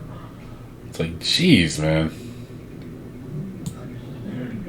And another game that fell. Another game I kickstarted. Let me look. Another game I kickstarted was. Got my list. Hold on. It's like, hey, games I kickstarted. I will tell you this much: I will probably never do this again. Kickstarter is such a gamble now. I regret a lot of these. Yeah, Cryamore. Where the fuck is this game? This game has been in development for fucking 6 years. They haven't updated it for almost a year. Like, oh my god, dude. Like, where's the game? Like, Jesus Christ. Like, God, I remember when I first played the demo and I saw the video, it looked fucking amazing. I was like, oh my god, the sprites look so cute. And it's like really well animated, fully voice acted, and everything. And I'm just like, yep, and there it goes. Never gonna get updated, never gonna come out. It's just like total silence. Like, fuck, man.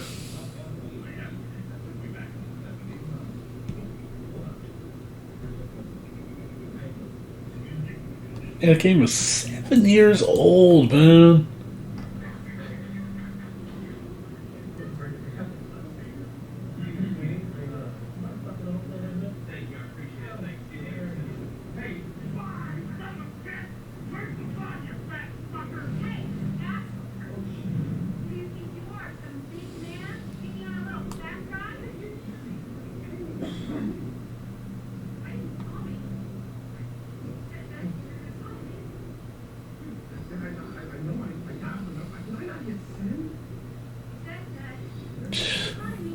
Because Atlas was supposed to bring this game out.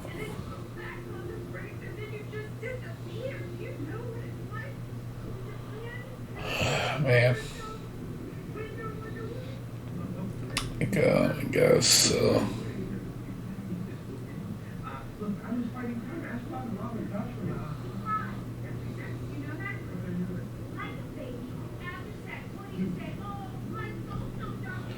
Yeah, it's like.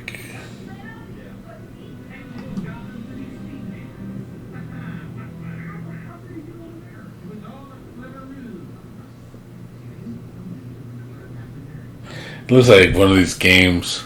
Nope, you cannot get it back. It says they will not give you back your money. Because they're still working on it. It's like...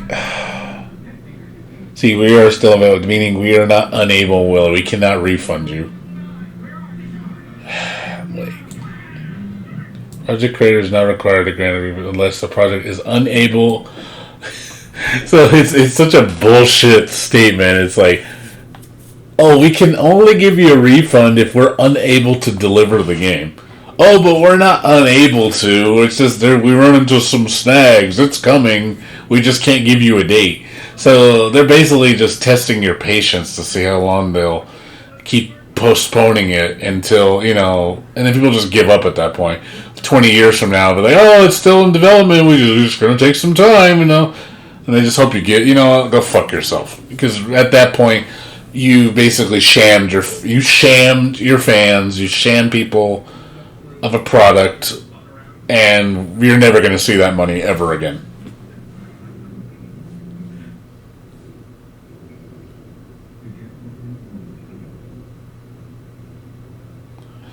So, I wouldn't be surprised if they never bring the game out, and they probably just keep everybody's money and just go, fuck you guys, we took your money. And I'm like, you know what? Shove that $15 up your ass. Obviously, if you think cheating people of $15 is worth your reputation, then I guess. Because some people really don't care. Some people really just go, oh, thank you for that $243,000 that we bought, that you gave us. We're gonna go spend it, and we're not gonna make the game. Like, you need to, like, this is a job. To me, it's like when you put money towards a project like this, you need to fulfill it. It's a job. You need to take care of your customers. This is not, if I feel like doing it. That's not how it works. If you're going to be one of those guys, if you don't feel like doing it, then do it for free in your spare time. Don't charge people money to have you support you make a game. Why don't you fucking work on the game, make a product, and then bring it out, and then, like, make a demo or something and let people test it out. Oh, do you like this? I'm like, that way there's no money involved. If you want to check it out, and then when you're ready to sell it, when it comes out, you sell it. And let the game itself dictate the sales. Like, if it's a good game, people will buy it. And word of mouth will spread around. People will, you'll be like, oh shit, everybody's buying your game because everybody likes it. But yeah, I just think that whole stigma with Kickstarter has gotten really bad. So I will never probably ever back up another Kickstarter game. I mean, look how many I've backed up. Look how many I've backed. I've backed, God, like a lot. I backed the Trogdor board game. I did get that. It wasn't very good. This is the last game I backed up, and this one is Pixel Princess, which looks really, really good. Made by a Korean developer, I think, or Japanese. I got my Out of the Woods card game, Akana Heart 3, it was whatever. There's a Forsaken Castle I'm never going to see. I got Battle Princess Madeline. Bangarang came out, that was actually really good. Tortuga I got. Agony I got, piece of shit game. Oh, I haven't got System Shock. I haven't got System Shock whenever that's coming out. The remaster. Ghostbusters I got. Nikiti Generation, this game fucking just went nowhere. I think the guy just gave up on it. He just didn't even... Yeah, look, he hasn't updated in 2 years. Again, these shams, dude. I hate these people that do this shit, man. It's like, fuck, man. I'm gonna get ripped off like 3 times.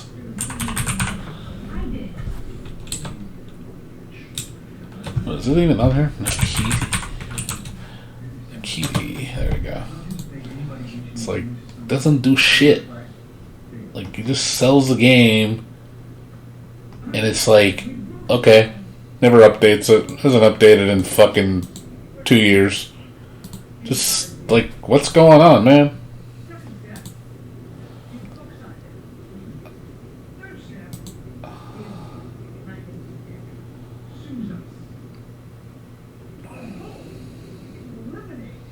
Because I think people, like, they get... Yeah, see, long silence is always an issue. Usually implied a dead, unfinished game. And it's so true. The minute you just fucking keep dead quiet, it means that you're just scamming people.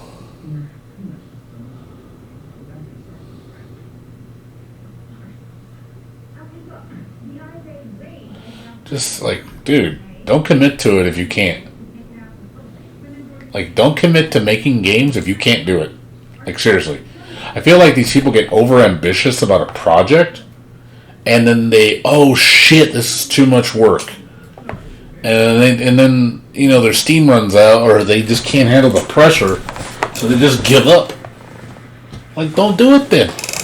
Like, if you have a dream, you gotta, like I said, this is a job. You're making a product for people to give you money.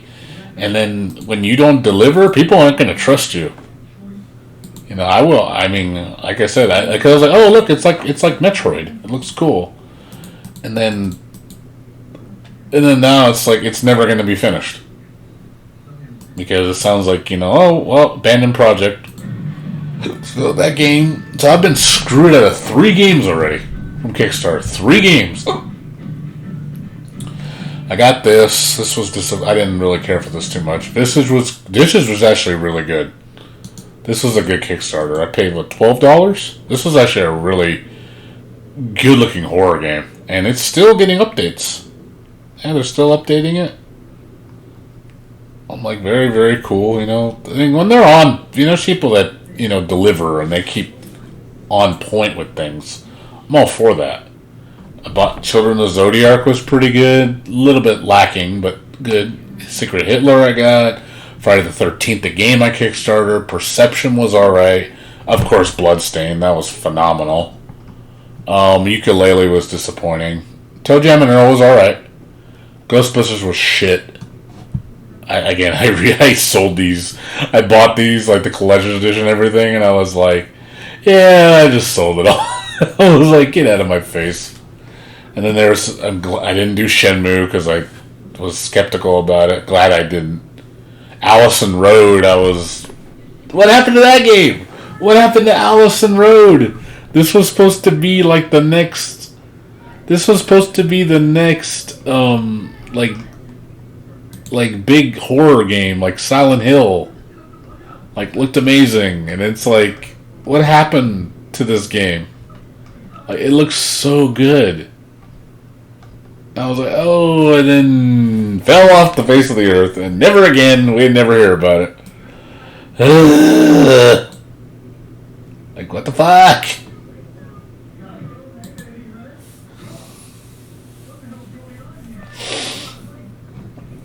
Disappointing as shit, dude.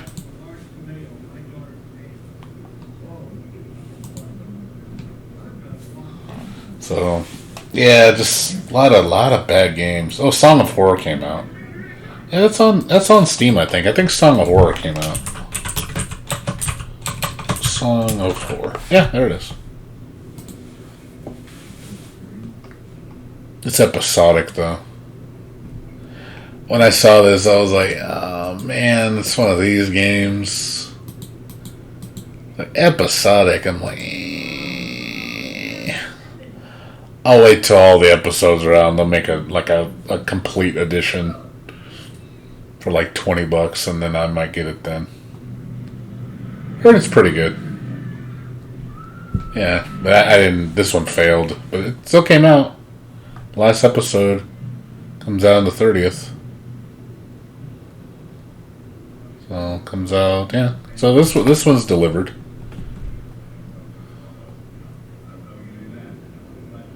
Yeah, I think that's the problem. I think a lot of developers get burned out of the project because it's just so much work. I was like, well, what do you expect? It's a job. Job's gonna burn you out. My job burns me out. Nobody likes to work, dude. Nobody likes to do the same thing a million times over or in a long period of time. Nobody likes doing that. Believe me. I don't think anybody likes, oh my god, I'm going to do the same thing for 5 years in a row because that's so much fun. Nope. You know, people tell me to develop a game. Like, why don't you develop a game? You have so much passion. I'm like, yeah, I think if I was developing a game, a programming game, I would go insane. Like how mind-numbingly boring it would be, just typing lines of code. Just ugh. No Man's Sky. Never played that, but I know of it. I've seen this game, yeah. Probably not my cup of tea, though. But yeah, it gets such bad reviews.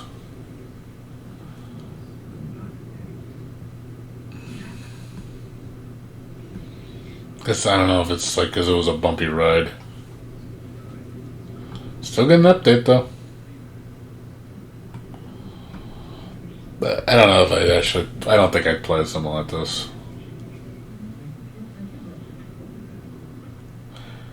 That's procedurally generated. I don't know. Probably not something I would jump on. But yeah, there's just... yeah. I really wanted to get this game, but... Any new Toho games? Toho anywhere? No. No new Toho games. Same ones. Just one new one. What is this, Legend of Zelda? Oh, it's like Final Fantasy. Final Fantasy 1 or whatever. Toho Fantasy Day. All Toho, all the things.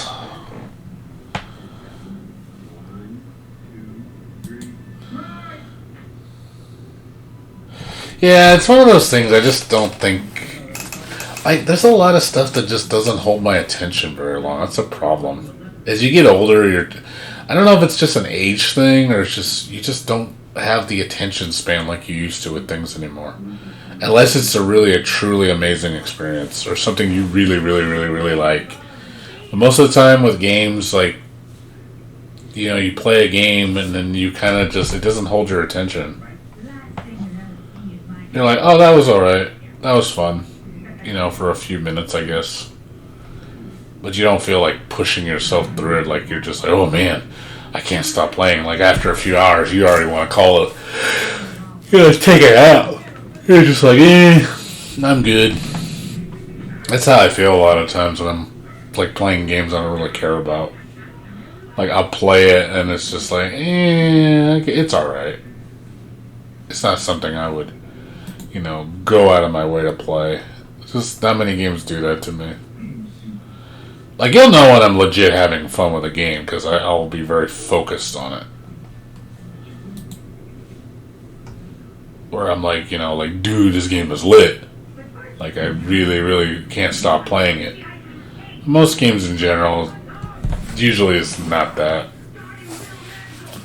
Just kind of mediocre, whatever, or been there, done that.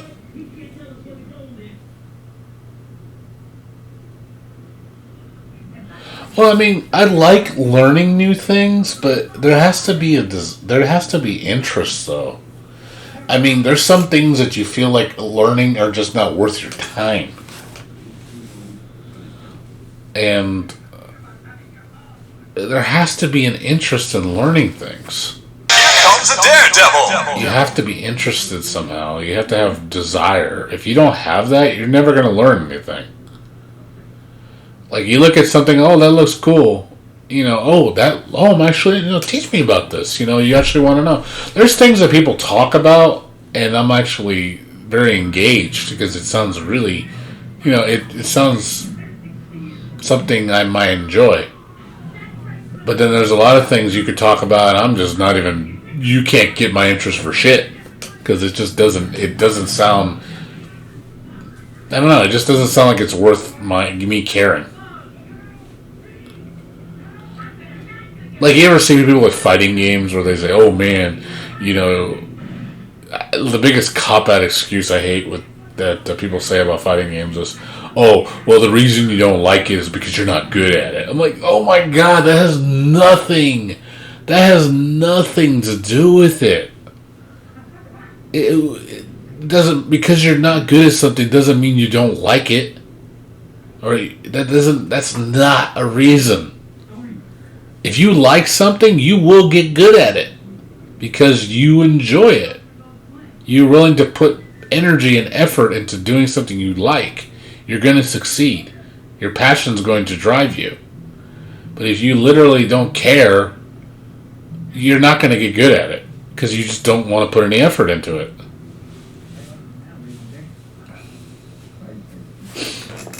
Yeah, I think a lot of people say that as a cop-out. Oh, you're just bad at it. That's why you won't be good at it. I'm like, oh my god, that's not the why. People don't understand.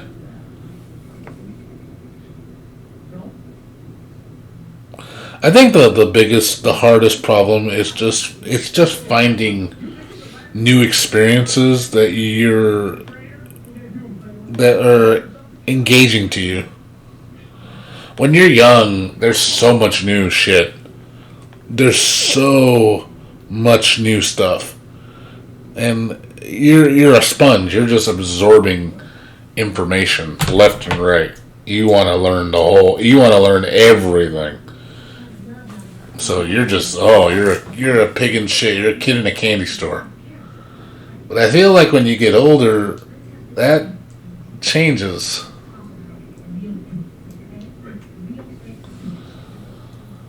That doesn't happen anymore. That doesn't work anymore.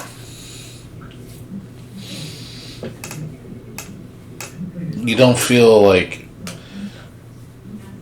I said, I don't think it's because old people don't want to learn anything. It's just they don't have any interest. That's the key indicator. It's because they don't have any interest. It's not because they can't. It's because they have no interest. That's why a lot of older people are set in their ways, because nothing interests them. Nothing really drives them to do anything. I think you're as you get older, it tends to deteriorate. I don't think there's anything you can really do to stop it. I notice for me, I'm less interested in things. But there also are other things I'm much more interested in doing. Like, some of the simplest stuff I enjoy is, like for example, let's go out and eat at a new restaurant and try new foods. I enjoy that because those are actually new experiences for me. Something completely different. You ever notice when people, travel the world, how a lot of older people tend to do that? Oh, man, I want to go to Germany. I want to go to Japan. I want to go to, I don't know, Russia or whatever. People want to travel because they want to see new things.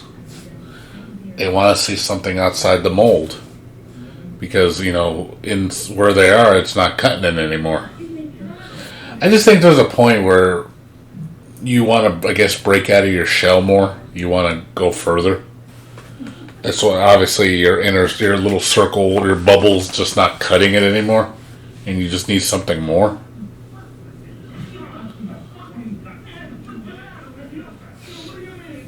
But after a point, you eventually do everything. And it's like, why do you think rich people get bored? Rich people have everything they could possibly want. Have anything they want, they can buy.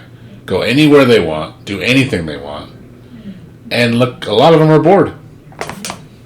Because they don't know what else to do. They've done it all. Man. I think it's it's a reality about being human. You can't please us all the time, There's just stuff that you just can't fix, I guess. We're complex.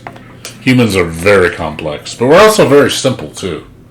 The simplest things can make us happy. Just the littlest things can make us so happy. And then you could have it all and be miserable. It sucks though. But yeah, I think it's just finding something that resonates with you. That just brings out your passion. Or brings out that gets you, tantalizes your taste buds. Well, yeah, I agree. They do. That happens, dude. Suicide is very common with rich people. I agree, because they're probably bored out of their fucking mind. Because they don't know what to do. They're just lost. I sometimes think being poor is actually a better thing, because you appreciate things more. And obviously, being rich, that's not the answer. It's finding fulfillment, I think, is more the answer than being rich. Anybody can be rich. But being fulfilled is even harder to do. You could be rich. I mean, granted, not a lot of people are rich, but you can do it. But being fulfilled and happy, that's a challenge. That's a challenge. Because it's really hard to do. But there are things that make you happy or trigger you, like, oh man, you're just so excited. And it happens. It does. Believe me, it happens. It's just, I feel like there's just that button that the way something presses your button, and then it just brings out that joy. It could be, but it changes. I don't think it's always the same. Like, for example, like, Ease 8, when I wasn't expecting Ease 8 to throw me for a loop, and it turns out it's one of my favorite games of all time. I mean, I would have never known if I didn't, like, open that door to try it out and to fall in love with something that much. Yeah, it's a sad reality about being human, dude. Like I said, we're so complex, yet we're so simple. The littlest things can make us happy. But then it could be where everything you've tried under the sun and you're just not happy. I mean, there's no way to solve that, I think. But I do agree that people that, it's no different than, one thing I will say this. You ever notice how a lot of YouTubers aren't very physically active? That's not healthy. For one, not for your personal health, but for mental health. Because being physically active is actually really healthy for you. Like, it makes you think better. You think more clearly. You have more energy. You're more positive. It's good for your health. I think a lot of the YouTubers and stuff, they just, they never do anything else. That's why I've been doing exercise more. I need to, because if I don't, I get bored and I don't want to do anything. Sometimes, just cleaning up my room makes me happy. Like, I know it's a simple thing, but, so I'm like, oh man, I'm going to clean my room. Like, yeah, that feels pretty good. Like, you feel after you do it, like, oh man, and you get that burst of energy to do something. Yeah, I walk around the neighborhood, knowing I'm going to lose weight, which is my goal for the year. I promised myself I'm going to lose 105 pounds. That's the goal. I want to lose 105 pounds in a year. I know it's a really hard goal, but I can do it. And I've been very determined lately. So I'm hoping to keep that up, because there's something I want to achieve. It's one wish I had. If I had one wish for my birthday, my Christmas, whatever, just my wish is to lose all this weight and be back to my normal small self. Because I think I'd feel a lot better about myself. Because I hate being fat. Being fat sucks. And I'm tired of being fat. Because being fat is just, I have no energy, I don't want to do anything, I just want to sleep all the time. And then you eat because you're depressed. There's just a lot of negativity with being, what do they call it? You're being a sedentary.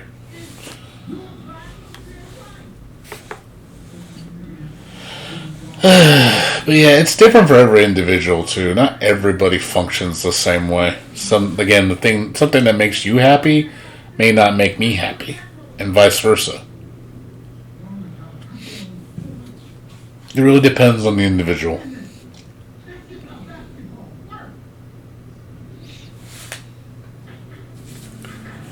But yeah, that is something I would like to achieve, is just knowing what makes me happy. But I don't think it's a constant thing. It's not like you find it and that's how it always is. No, it has to. I think it changes. Like, for me, video games is passionate for me. I love video games. But at the same time, I don't want my entire life to be nothing but video games, because I think I would get sick of it more. It's just too much. It's no different than, your favorite food. You eat whatever, chicken fried steak or whatever you want to eat. You're going to get tired of it after a while. You may love it the first couple times. Eat that shit for a whole month, I bet you're not going to love it anymore. You're going to be like, oh boy, chicken fried steak again. Just what I don't want. So, it sucks being human. It really does. But it is what it is. You just gotta find stuff that makes you happy. Yeah, I haven't been, like I said, I've been staying away from streaming. I don't stream as much anymore. I stream still, but I just don't stream as much. Like, my streams are not, like, super long like they used to be. Remember, I used to stream 5 hours a day, and weekends I stream like 12 hours. Literally streaming, like, I'm literally streaming like 48 hours a week. And I'm just like, yeah, I don't do that anymore. I think I've cut it down to like roughly on average like 12, like 20 hours a week now.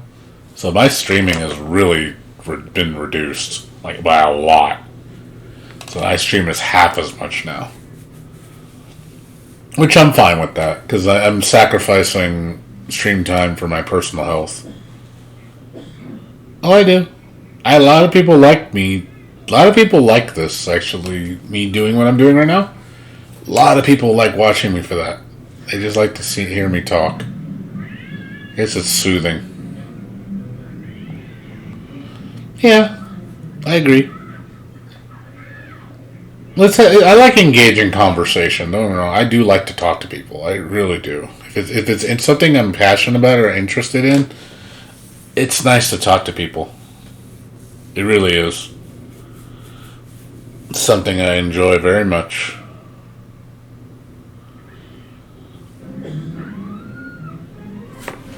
I can understand why people play games with other people too, because you can.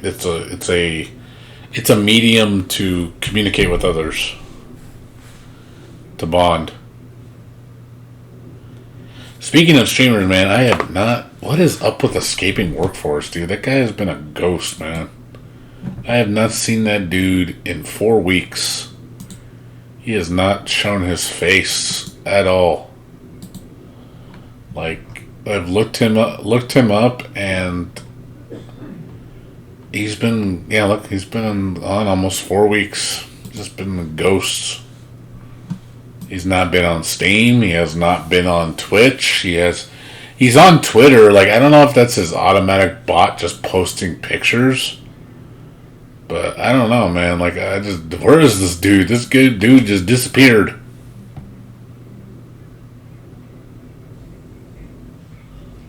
Like, what happened to you, Escaping Workforce? Why'd you disappear? Why? It's like, sometimes I wonder if he's depressed. Or he's just that busy. I mean, it could be that. I mean, I could be wrong. But I remember when I saw him at Arc Revo, he was just tired. And, like, he was just taking naps a lot.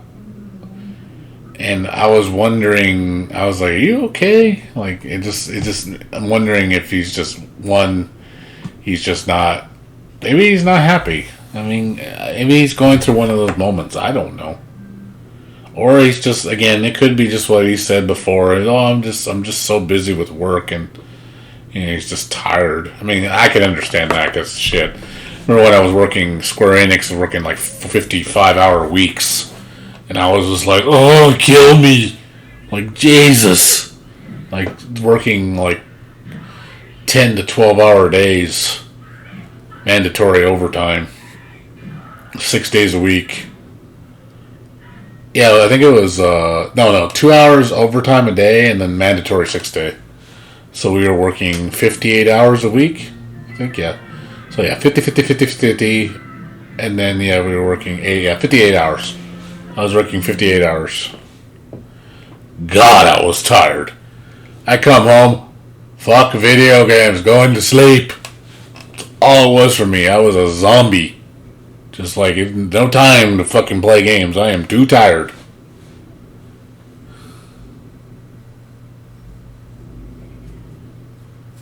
But yeah, it hasn't been like that. Like, it's only, like, lately we've been having overtime this last 3 weeks, but we're caught up now. I think the overtime's going to stop this week, so I'm going to go back to normal. The next week I got jury duty. Jury duty? I don't want to go to jury duty. Blech. I hate jury duty. Jury duty. Blech. I don't get paid for work. And I gotta be on fucking call for a whole week. I hope they don't fucking call me, dude. I hope I don't get on a case. Please don't put me on a case.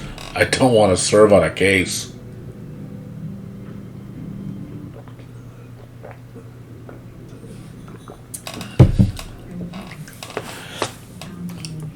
Well, yeah, I mean, even if you don't care, though, it's like, you gotta do what makes you happy. And it's just... but it's hard. It's hard to find... It's not easy. I was a lot happier when I was younger, I ain't gonna lie. My joy in my life was very, very awesome when I was younger. I think my joy started to... No, jury duty for nothing. I don't get paid at all for it. But I think there was a point where my joy in my life started to really deteriorate. I think that moment in time was when I hit like 32 or so. I think it was 32 when it happened. After I got my job at Square Enix and I moved up in position, like after a year, man, that joy was just dwindling. Like, I noticed I was... Even when I got a new job, when it was cool and all, but when I got hired into Infrascale, that didn't last very long. Like, it was good for the first 3 months because I was learning so many new things, so my brain was really active. And then the boredom just started settling in because you're just repeating the motions. Man, just like, ugh. Nah, I never seen that movie. I don't watch movies that much. Not a movie guy. I mean, I do like movies, but I'm not a movie veteran or a movie like, oh my god, I watch movies left and right. I go to the theater, but very few selected movies. Most movies are, been there, done that. I've watched it, and it's like, oh, that's cool. It's not something I would, get all excited about. Like, the only movie I'm interested in this year is the new Ghostbusters, because I'm a Ghostbusters fan. But at the same time, I'm not going to be surprised if it's not that great.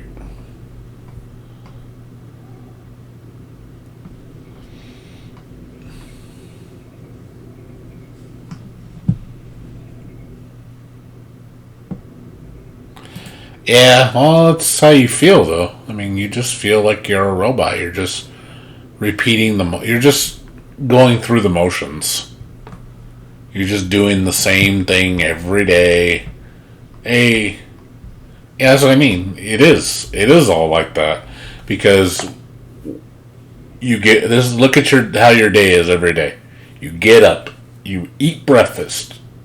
Or you get up, you take a shower, you eat breakfast. You get ready for work. You go to work. You eat your lunch at work. You finish up your job. After the day's done, you go home. You're tired. You do errands or whatever you need to do. Clean up around the house. Make your dinner. You veg out, watch some TV or play some games, and then you go to sleep. And you just repeat the process 5 days a week. Same fucking thing. And then on the 6th day, you're off 2 days, so you usually catch up on your errands or your chores or whatever you need to do. It's important to plan something out with your friends. It's just, it's one of those things of, but that's what you're going to be doing the rest of your life. That's your whole life till you're dead. Your life stops changing when you get a job. The minute you're out of high school and you establish a career or a job, that's what you're going to do the rest of your life until you're dead. At least with school, things are constantly changing and you're constantly learning different things. So at least it's not as repetitious. Even when you go to a new grade, hey, new classmates, hey, new teachers, it's constantly changing. And then, but right when you get to that job, it's like, oh, look, well, this is what I'm going to be doing for the next 10, 20, 30, 40 years. And then when you're 62, you retire. And at that point, you're just tired. You're just a tired individual. You don't want to do anything. You just want to rest, relax. You don't feel like doing anything. No urgency to do anything. Like, I'm tired. I don't want to do anything. I'm bored. I mean, it just sucks because this is... Ugh. I wish it wasn't like that.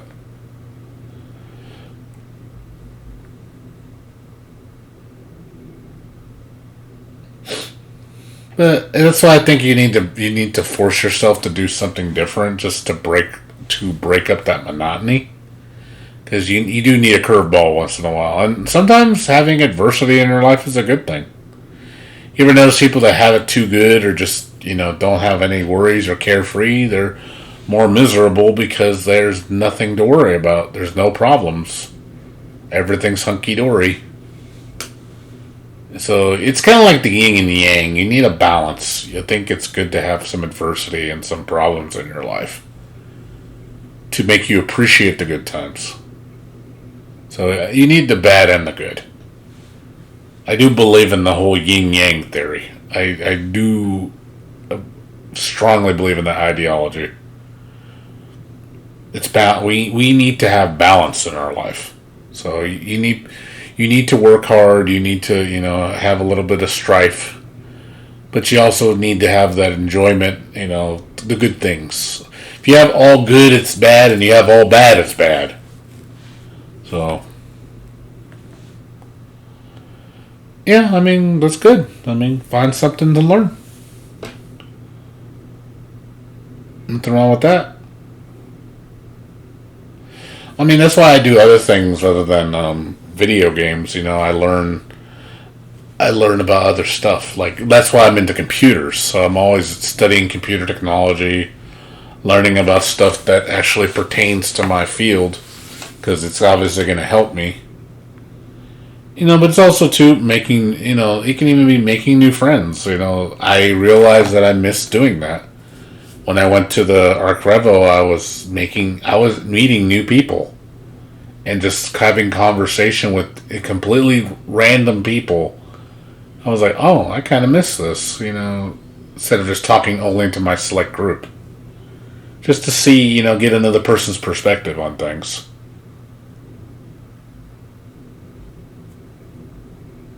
Yeah, exactly. There's nothing wrong with that. Give you something to do.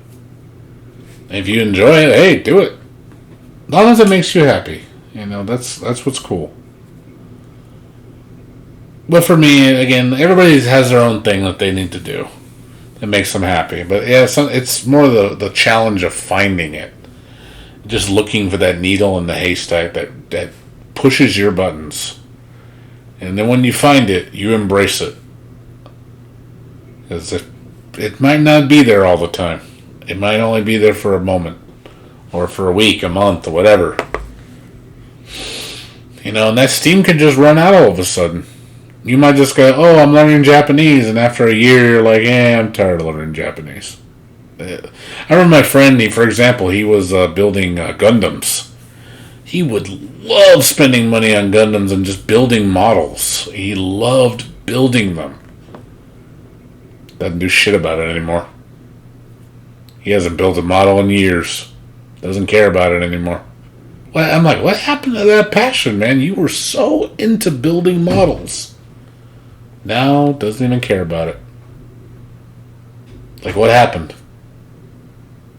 I mean, he's married now. He has a kid, and he's focused on his daughter. He's happy. I can see he loves being a dad. And I'm happy for him. But it's just funny. He used to love doing that so much, and then now just, yeah.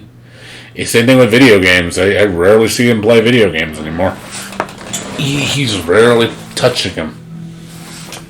He just doesn't seem to have any interest anymore. So, I don't know. I don't know. And you change. I think that's just a thing. You just change as you get older.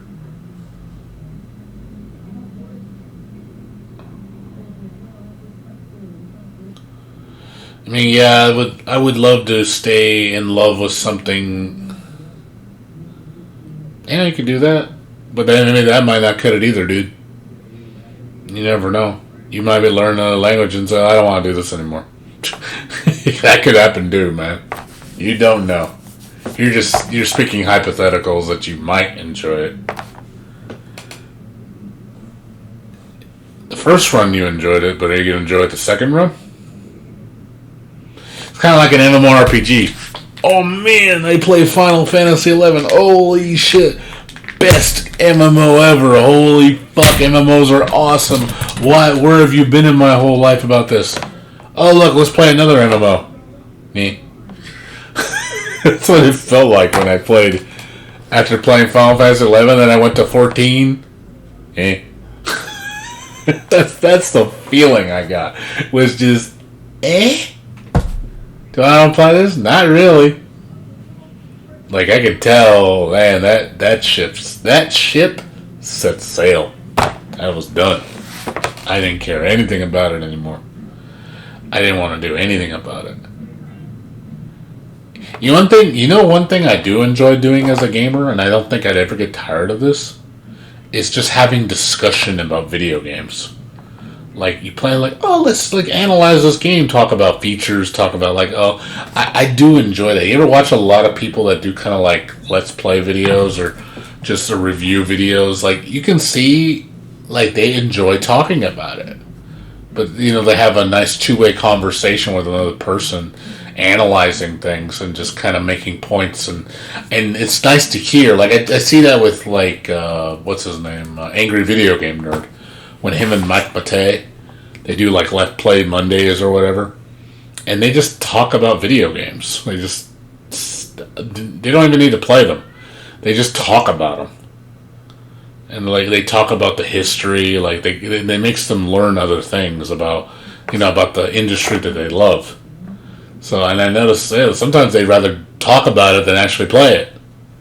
I was like, oh, I like doing that too, like just discussing a game and reviewing it, or just sharing experiences with other people.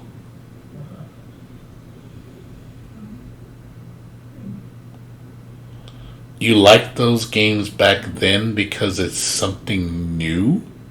You liked it back then, yeah. You liked it back then because it was something new at the time. But then you fast forward 20 years and you go back to it, it's just, I don't know, like, that's why I'm not a big fan of nostalgia, because I feel like nostalgia just blinds you. It's just one of those, it's like an artificial drug.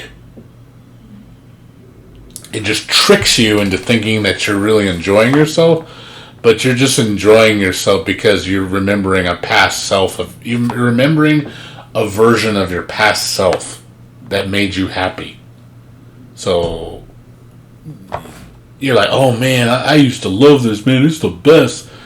And it's like, are you really happy playing that game again? Like, that's how I feel with a lot of older games, where if I played them again now, I wouldn't really enjoy them because I don't like them anymore. I don't let the past blind me like that. And a lot of people, they just dwell on that nostalgia, man. Like, it's kind of sad. They put those what do they say, the ruby tinted glasses, rose tinted glasses, or whatever they say, and they just live in that world, like in the past. Like, oh man, I want to live in this world. You seriously want to do that? I don't. Oh yeah, I agree. I'm not saying it wasn't. I mean, I enjoy. That's why a lot of times when people bring it back now, it's like you have to change something, because if you just make it exactly the same, it's like, I've played this before. It's nothing new. That's why you have to, give it a new perspective, a new coat of paint, new music, new character development, new mechanics. You have to reinvent it. You have to do something different, because, if you literally just, oh look, it's Resident Evil 2, and all I did was just make the sprites, the models edged out clearer. You know, they made the resolution higher. The textures look better. Okay, it's the same exact game. We didn't change anything else. I'd probably be like, I don't want to play this. I've played this before. At least when you're playing a remake, it's actually different. There's changes done, so it does feel like a new experience. That's why I would be more fine with a remake that's done like more modernized than just making an exact carbon copy.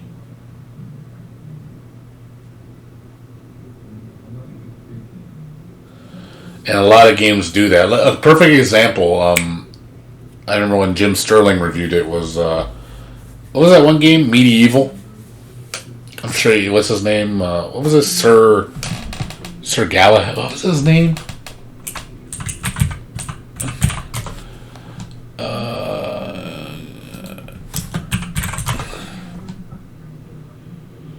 Yeah, Medieval, this game. On PlayStation. Yeah, Sir Daniel.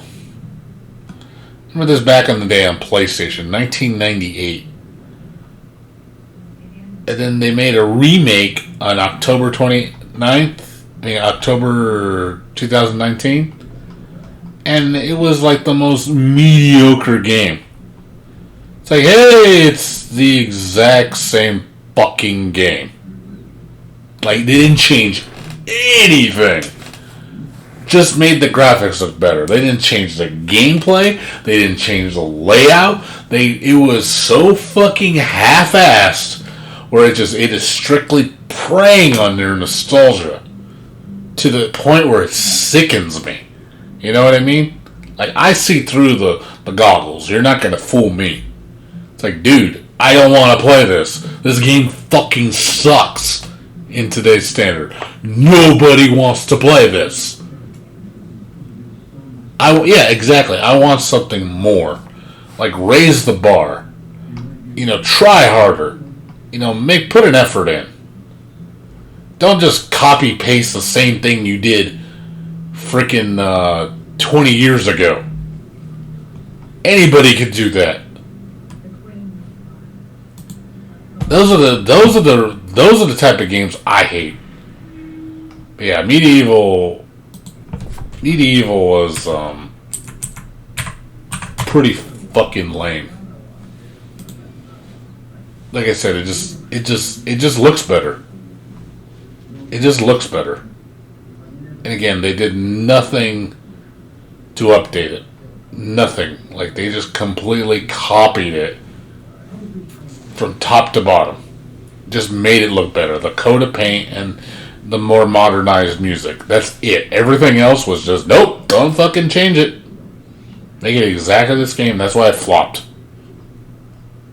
No, I mean, I understand why they changed Resident Evil 4.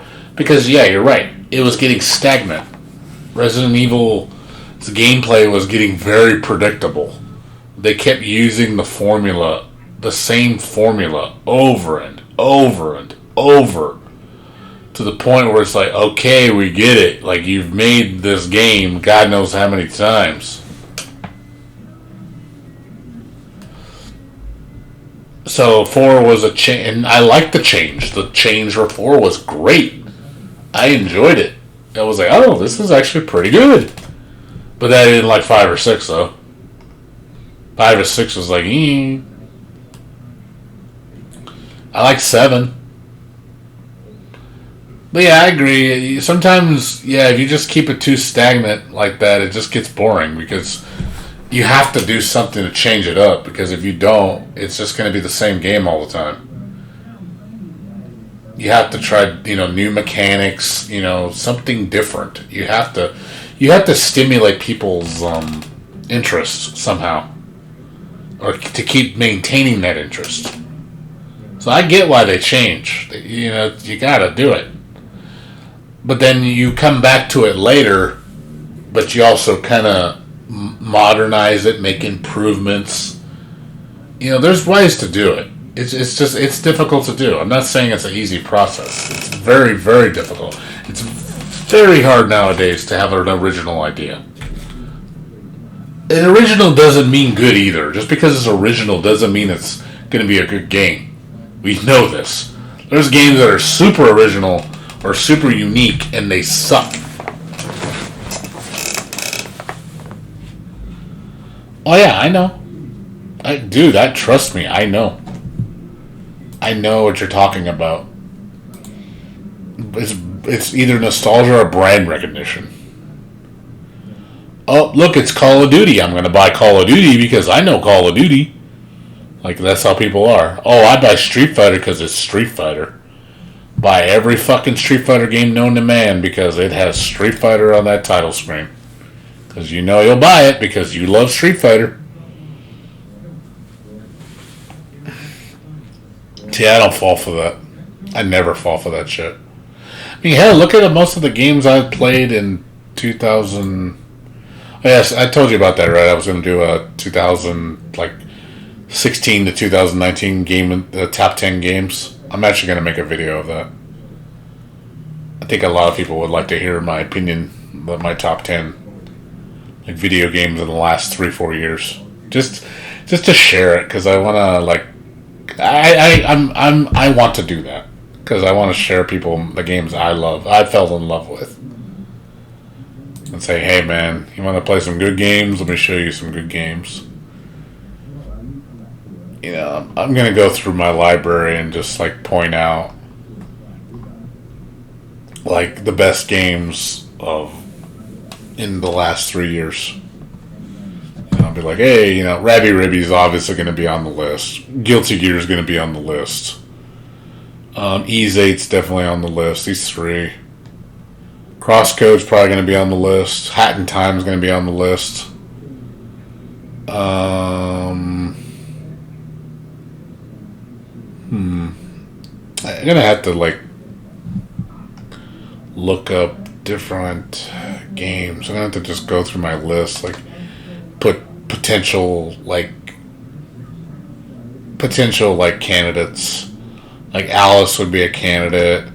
Wolfenstein: The New Order would be a candidate.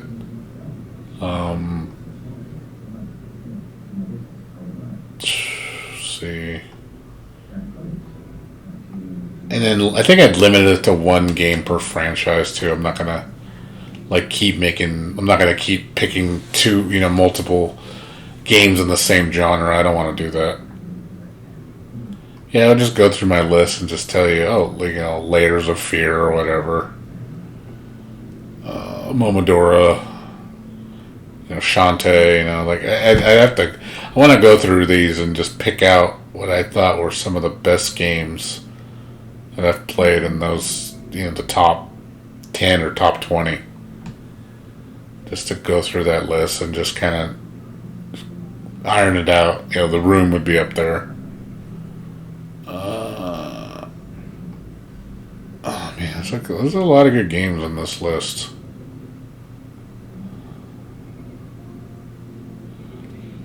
Doorways was actually pretty good. That kind of surprised me. Oh yeah, fucking not Lorelei. The games before this one. What was it called? What are the games on this? The Cat Lady. That would probably be on the list. Downfall, Cat Lady. Oh yeah, Alan Wake. That was excellent.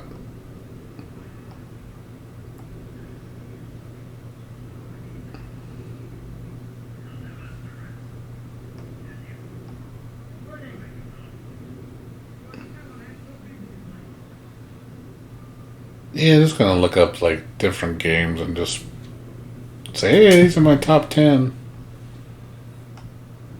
I probably would maybe work on that maybe in a couple weeks or something. I do want to do that as a project.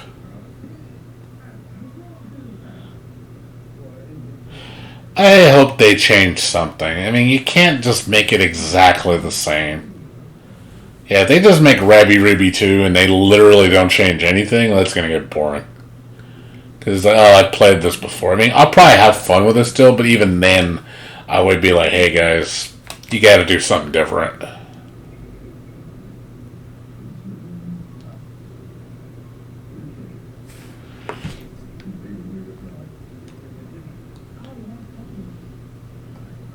even if it's just I know the new Rabi-Ribi, well, Bunny, Love Bunny is gonna have new graphics. So I know they drew the sprites a lot bigger, and it has a lot more animation. So visually, it's a big improvement. But I'm hoping the gameplay adds something new to make it more interesting. Oh, did you see the change that they did to Guilty Gear?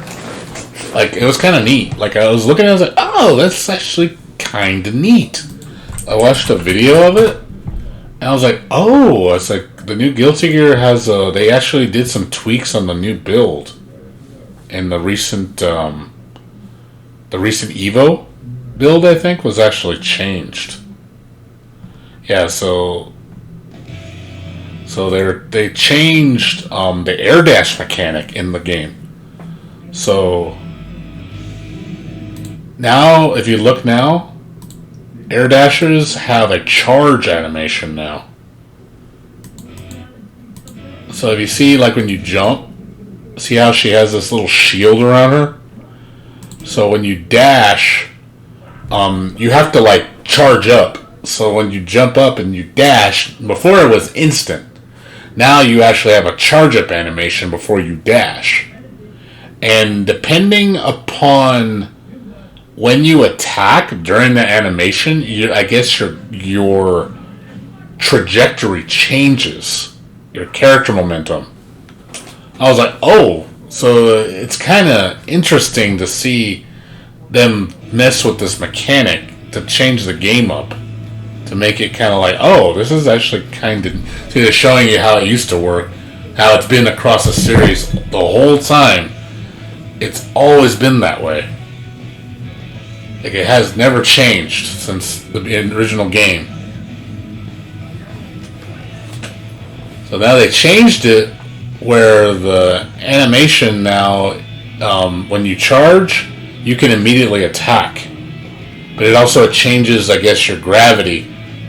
So how you fall.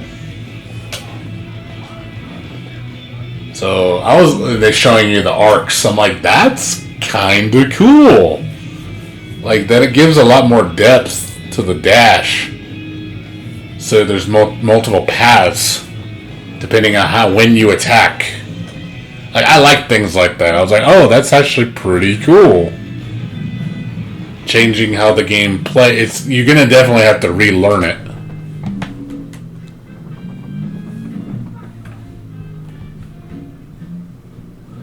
So I thought that was kind of a neat video. I was like, oh, so that's kind of cool. I like that. It's they didn't have to do it. They could have just said, oh, we're just going to leave it exactly the same. I was having this discussion with somebody about Guilty Gear, the new one, where a lot of the older fans, the original fans, don't want anything to change. They want it exactly the same as the last game. Again, nostalgia. Oh man, it just needs to have everything from the previous game just look better. I'm like, I don't want that. I don't want it to be exactly the same. That's boring. I played the old game before. It's a good game. I'm not saying it's a bad game, but I don't want it to be an exact carbon copy. I want you to build on it or change it. Mix it up a little bit. Make it interesting. But fans don't, like, I feel like a lot of the older fans, again, because they're blinded by the nostalgia, they don't want to change anything. They just want it the same. They want it to always stay the same. They never want to see anything go in any other direction. Like, maybe, if you change something, it'll open up a door to something else. How do you know if you don't take a chance? And I agree. So I can understand from a developer point of view, it's like, hey, we need to try something new. I mean, granted, that doesn't happen very often, but it's nice to see someone try something different, just to mix it up. Yeah, exactly. Like, why are you getting pissed because Jill looks different? Oh my god, it's not the same exact design we had before. Oh my gosh, it's so terrible. It's like, I don't mind the new Jill at all. What's wrong with her new look? Let it have a fresh coat of paint. This is a remake. This is another interpretation of this game. It can let it be different. I'm fine with that. I think she looks pretty. I do like the original design better, but I don't think the new one's ugly. I think she looks good.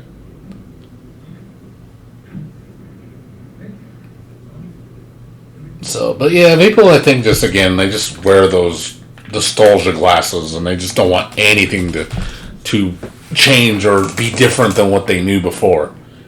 It bothers them for some reason. It's like, oh my god, it was perfect back then. Don't ever change it. It's like, ugh.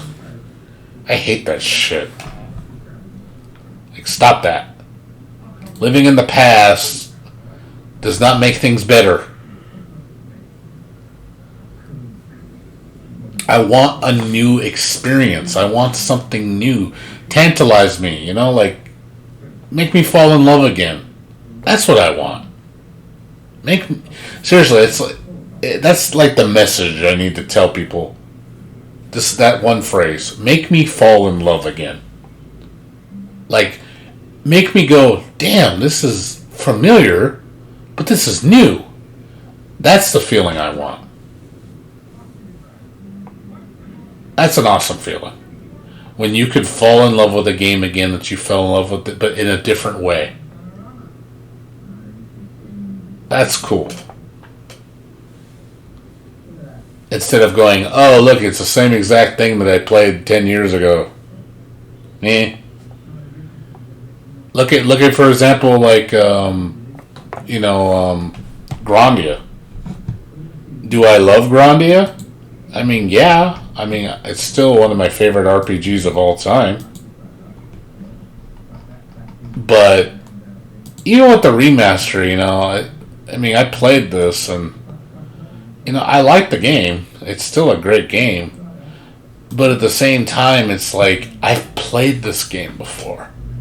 I know everything about this game. It hasn't changed. It's just a newer coat of paint. Even if they would have redid the graphics in HD, you gotta do something more than that. I understand they're preserving history here, which I'm fine with, but I would have liked to see an actual remake of this game. Redraw the graphics, HD sprites, retweak the combat system, modernize it, make things better, make the game better. Like, you can do stuff to make it better. So I can come back and go, damn, that was a good game. But also, it felt familiar, but it was new. Where this is obviously the same thing we played, 20 years ago. Granted, no games play like this. But even then, this game is falling on your nostalgia to a degree. I mean, I'm all for preserving history.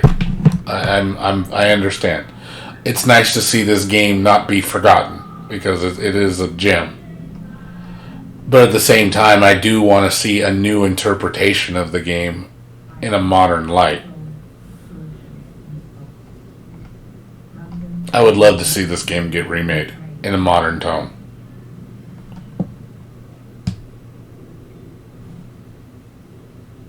But I know it's never going to happen because the company just doesn't have the money to do it.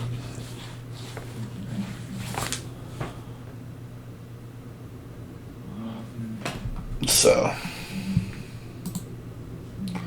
But, yeah, nostalgia, again, I think can be a killer. For just, again, you need to not dwell in the past so much. It gets annoying. It really does.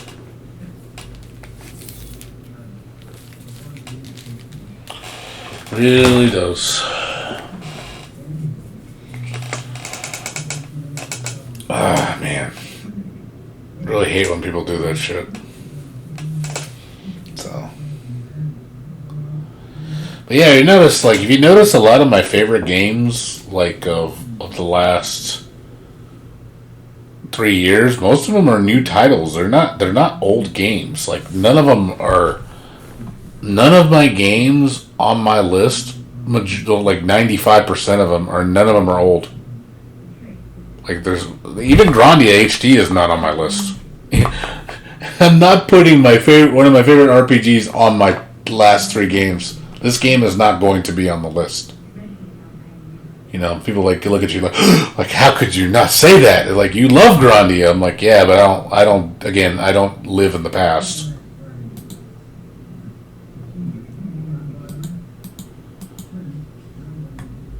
Look at Final Fantasy XI. Perfect example. You guys know I love Final Fantasy XI. I'm not going to put it on this list because the last 3 years of it have been really lame. The game has lost its charm. I don't miss it. There was a time that I'm done with it. I have no desire really to go back to it. You know, it was fun while it was fun then. I enjoyed it then. I wouldn't trade those memories for the world. But I wouldn't want to go live in those memories now. Like, would you go back and do it again? Hell fucking no. Never. I would never do it again. Hell fucking no.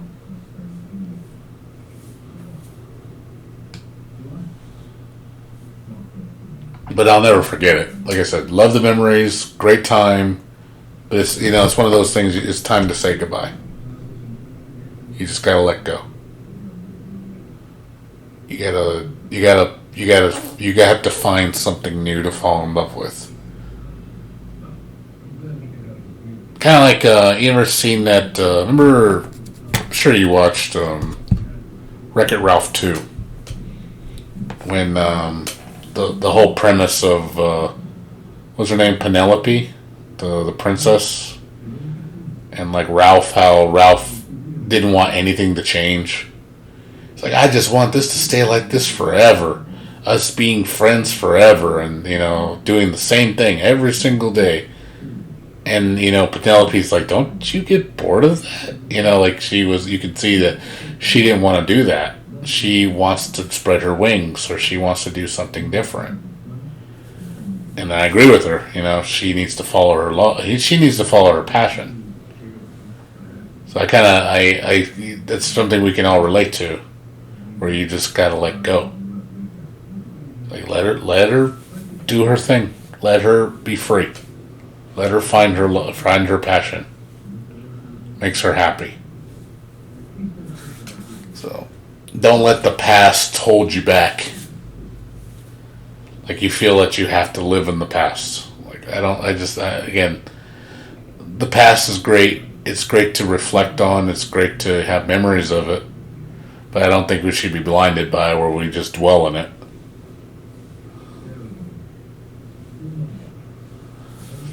So just people, I think the reason why people like, again, the nostalgia is because they want those happy times again. I get it.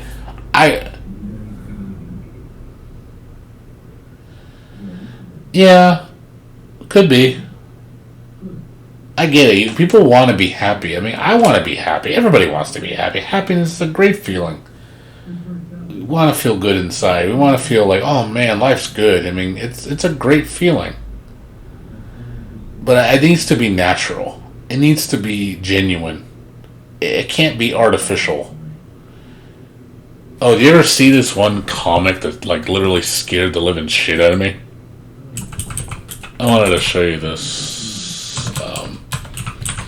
Like this video like scared me, dude. I was like, dude, you want to talk about?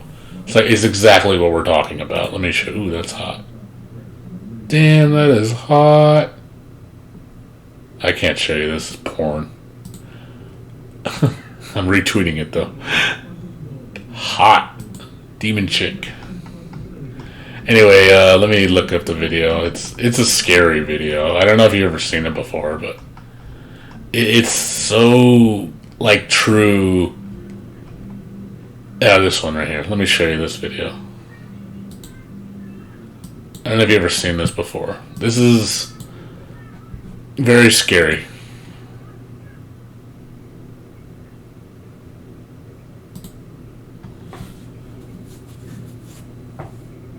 don't know if you've seen this before. Let me show you. This kind of made me kind of just cringe because it's truth. ようこそタイムリープ死者さん。これはあなたの薬と部屋の鍵となります。僕が来るの分かってたの？この薬は何？人間の命は大切。その命を危険な目に遭わせるより、この世のすべての快楽を直接脳に与えます。This is nostalgia. 太陽が燃え尽きて消える日まで、あなたの命を人工的に伸ばさせていただきます。でも僕は冒険するのが大好きだし。はい。冒険している時と同じようなドーパミンとセロトニンを与えさせていただきます。あなたは完璧に幸せになります。試してみてもいいかな。少しだけなら。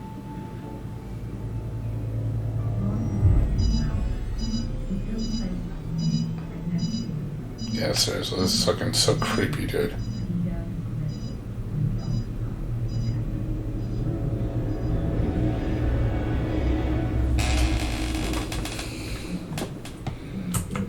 Like, that's scary. Yeah, that I'm sorry, that bothers me, dude. That just creeps me the fuck out, dude. It's just like, oh my god, I don't want that. You know, that's how I feel what nostalgia does to you. It keeps you in that little happy box that you just want to stay in. And you never want to leave it. You're like, oh, but I'm happy. Like, are you? Are you? You know what I mean?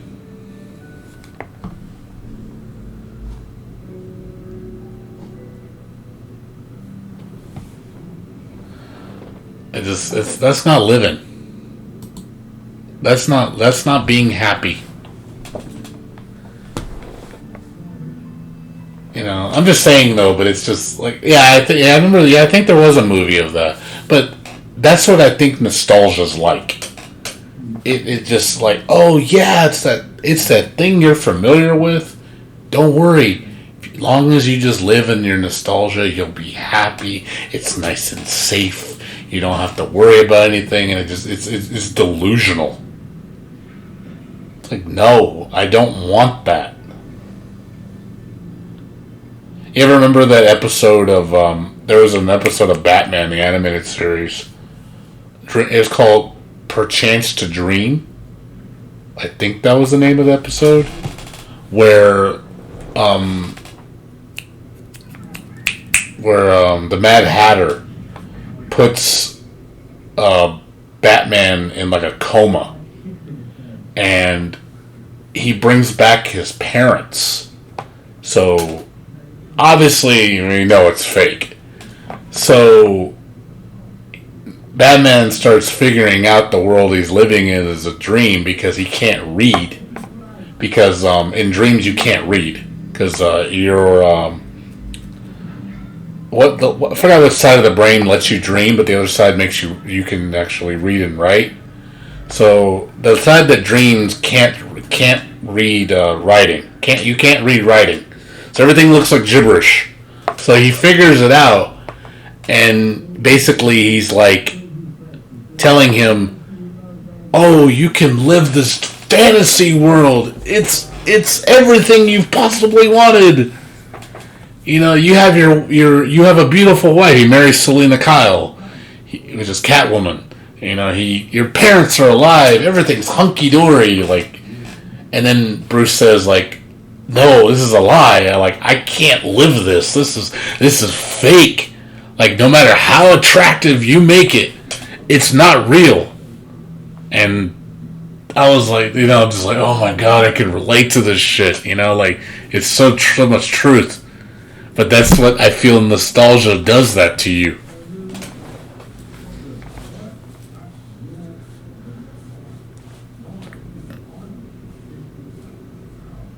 Mind warp? Okay. I have to check that out.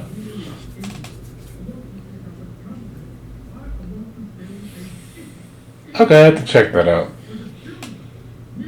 Yeah, I don't see. I would never want a fictitious, fake fantasy land where, like, it just again, it's not real. You know what I mean? I want my happiness to be genuine. That's what I want.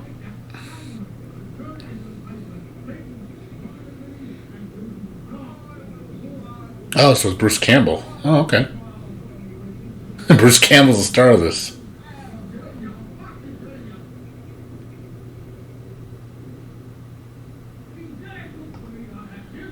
That's pretty cool. I have to check this out. You know what it reminds me of?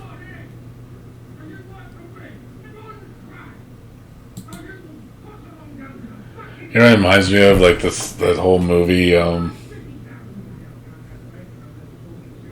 what was that one game I played that like scared the fuck out of me? It was a horror game. What was it called? Oh god, what was the name of that game? I have it. It's from the people that made Penumbra. What was the name of the company? Frictional Games. Yeah, Soma. Soma was pretty cool. Like, where you're basically this, like, robot, I guess, and you have, like, your memories implanted in a chip. And then realizing that your subconscious lives inside of a database. You think that you're alive, you think that you're a person, and you're just a computer. It's like, oh my god, that ending, like, oh fuck, man. I can't live with that shit. It's not real. You know what I mean? It's so fake. Yeah, I was reading up the synopsis.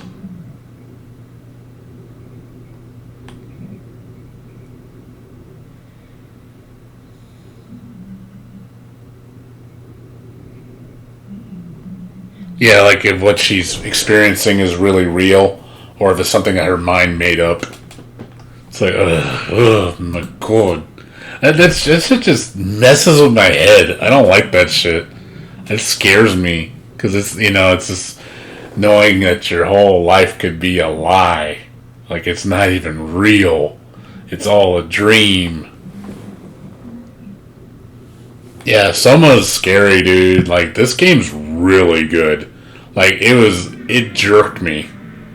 Because you start understanding what the plot's about. And you get to the ending, man. Oh, man. Then you're just like...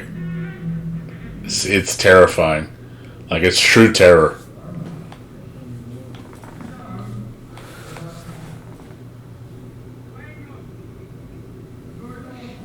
Oh, man. I enjoyed this game. This game was really good. It's 15 hours. It's a really good game, though. And you can say it got overwhelmingly positive.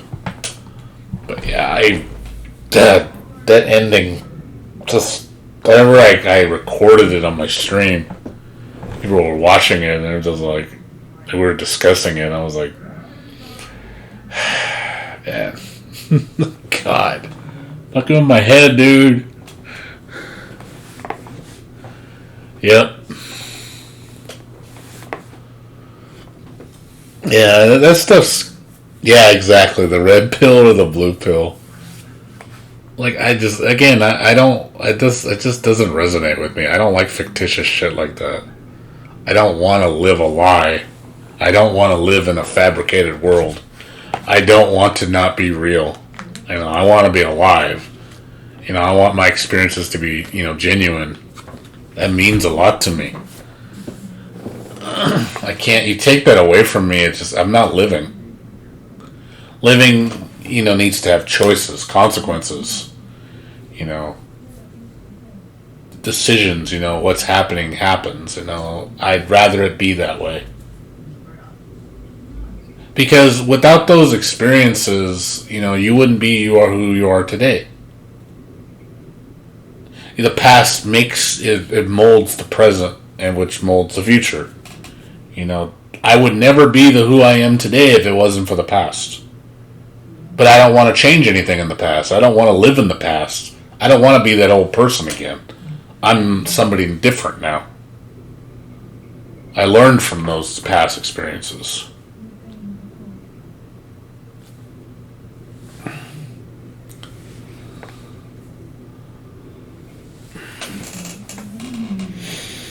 Yeah, red or blue pill. Neither, please. I don't want no pill. No pill at all. I don't want any pills.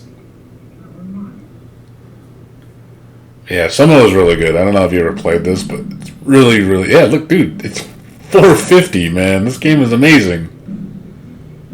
Like, seriously, $4.50 for this game? Hella worth it. Like, if you haven't played Soma... Oh, man... Amnesia. Amnesia's $2. This game is a masterpiece, man. This game is a masterpiece. Like $2 fucking. Get it. Like seriously, this game is worth it. Don't buy Machine for Pigs. It's just garbage. Only buy this one. Don't buy the sequel. The sequel was so disappointing. Game sucks. Oh look. Penumbra 1 and 2 and 3 for $2. $2. Worth it. Worth it. This is how I got into this company's games. Man, I played Penumbra. I loved it. It's a great horror game. And this game's old. I played this back in 2015 or 16 or something like that, and I fell in love with this game. The game was so good. I was shocked at how good it was. The puzzles and everything are really good. Just some suggestions for you. I would buy all these games except this one. Buy everything else, just don't buy this one. Because the game sucks. Everything else is okay. So that'll put you back $8.50 for like 5 games. Well spent. So. Alright, man. I'm about to go to sleep right now. It's already 4:30 in the morning. I gotta get some sleep. I gotta get up at 12. Go eat my breakfast, my lunch, and then go take my walk around the neighborhood for half an hour. I don't know if I'm going to stream tomorrow. Depends how I feel. Not really much going on, so I might wait to stream till Tuesday when I get that new game. But yeah, I'm going to go chill. I'm going to go sleep. Sweets.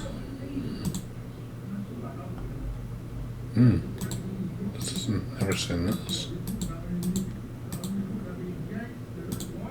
This looks interesting.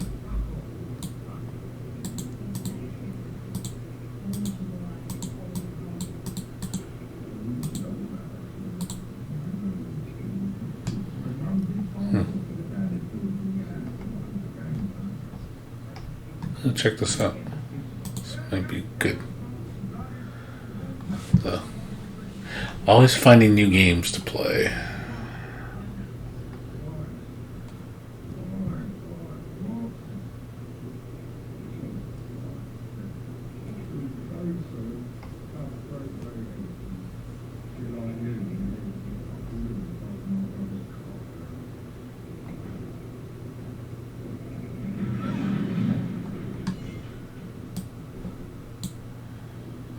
Not bad for $2.40. Might pick this up. So, alright, guys. I'm gonna go ahead and call it a night. So, time for bed. I don't think anybody's on right now, so I'm just gonna. Yeah, there's nobody on. Okay. So, alright, guys. Well, I will see you guys later. I'm just gonna call it a night. So. Anywho's, if I come back on, we'll see. Tomorrow. Well, later today, actually. So, because I'm probably going to get up around noon. And then go do my walk and then do my I might get on around 2 and play till like 4. We'll see. I don't know yet. I might not. Depends how I feel. So anyways, guys, you guys have a good one. I'll see you guys later. Take care. Peace out.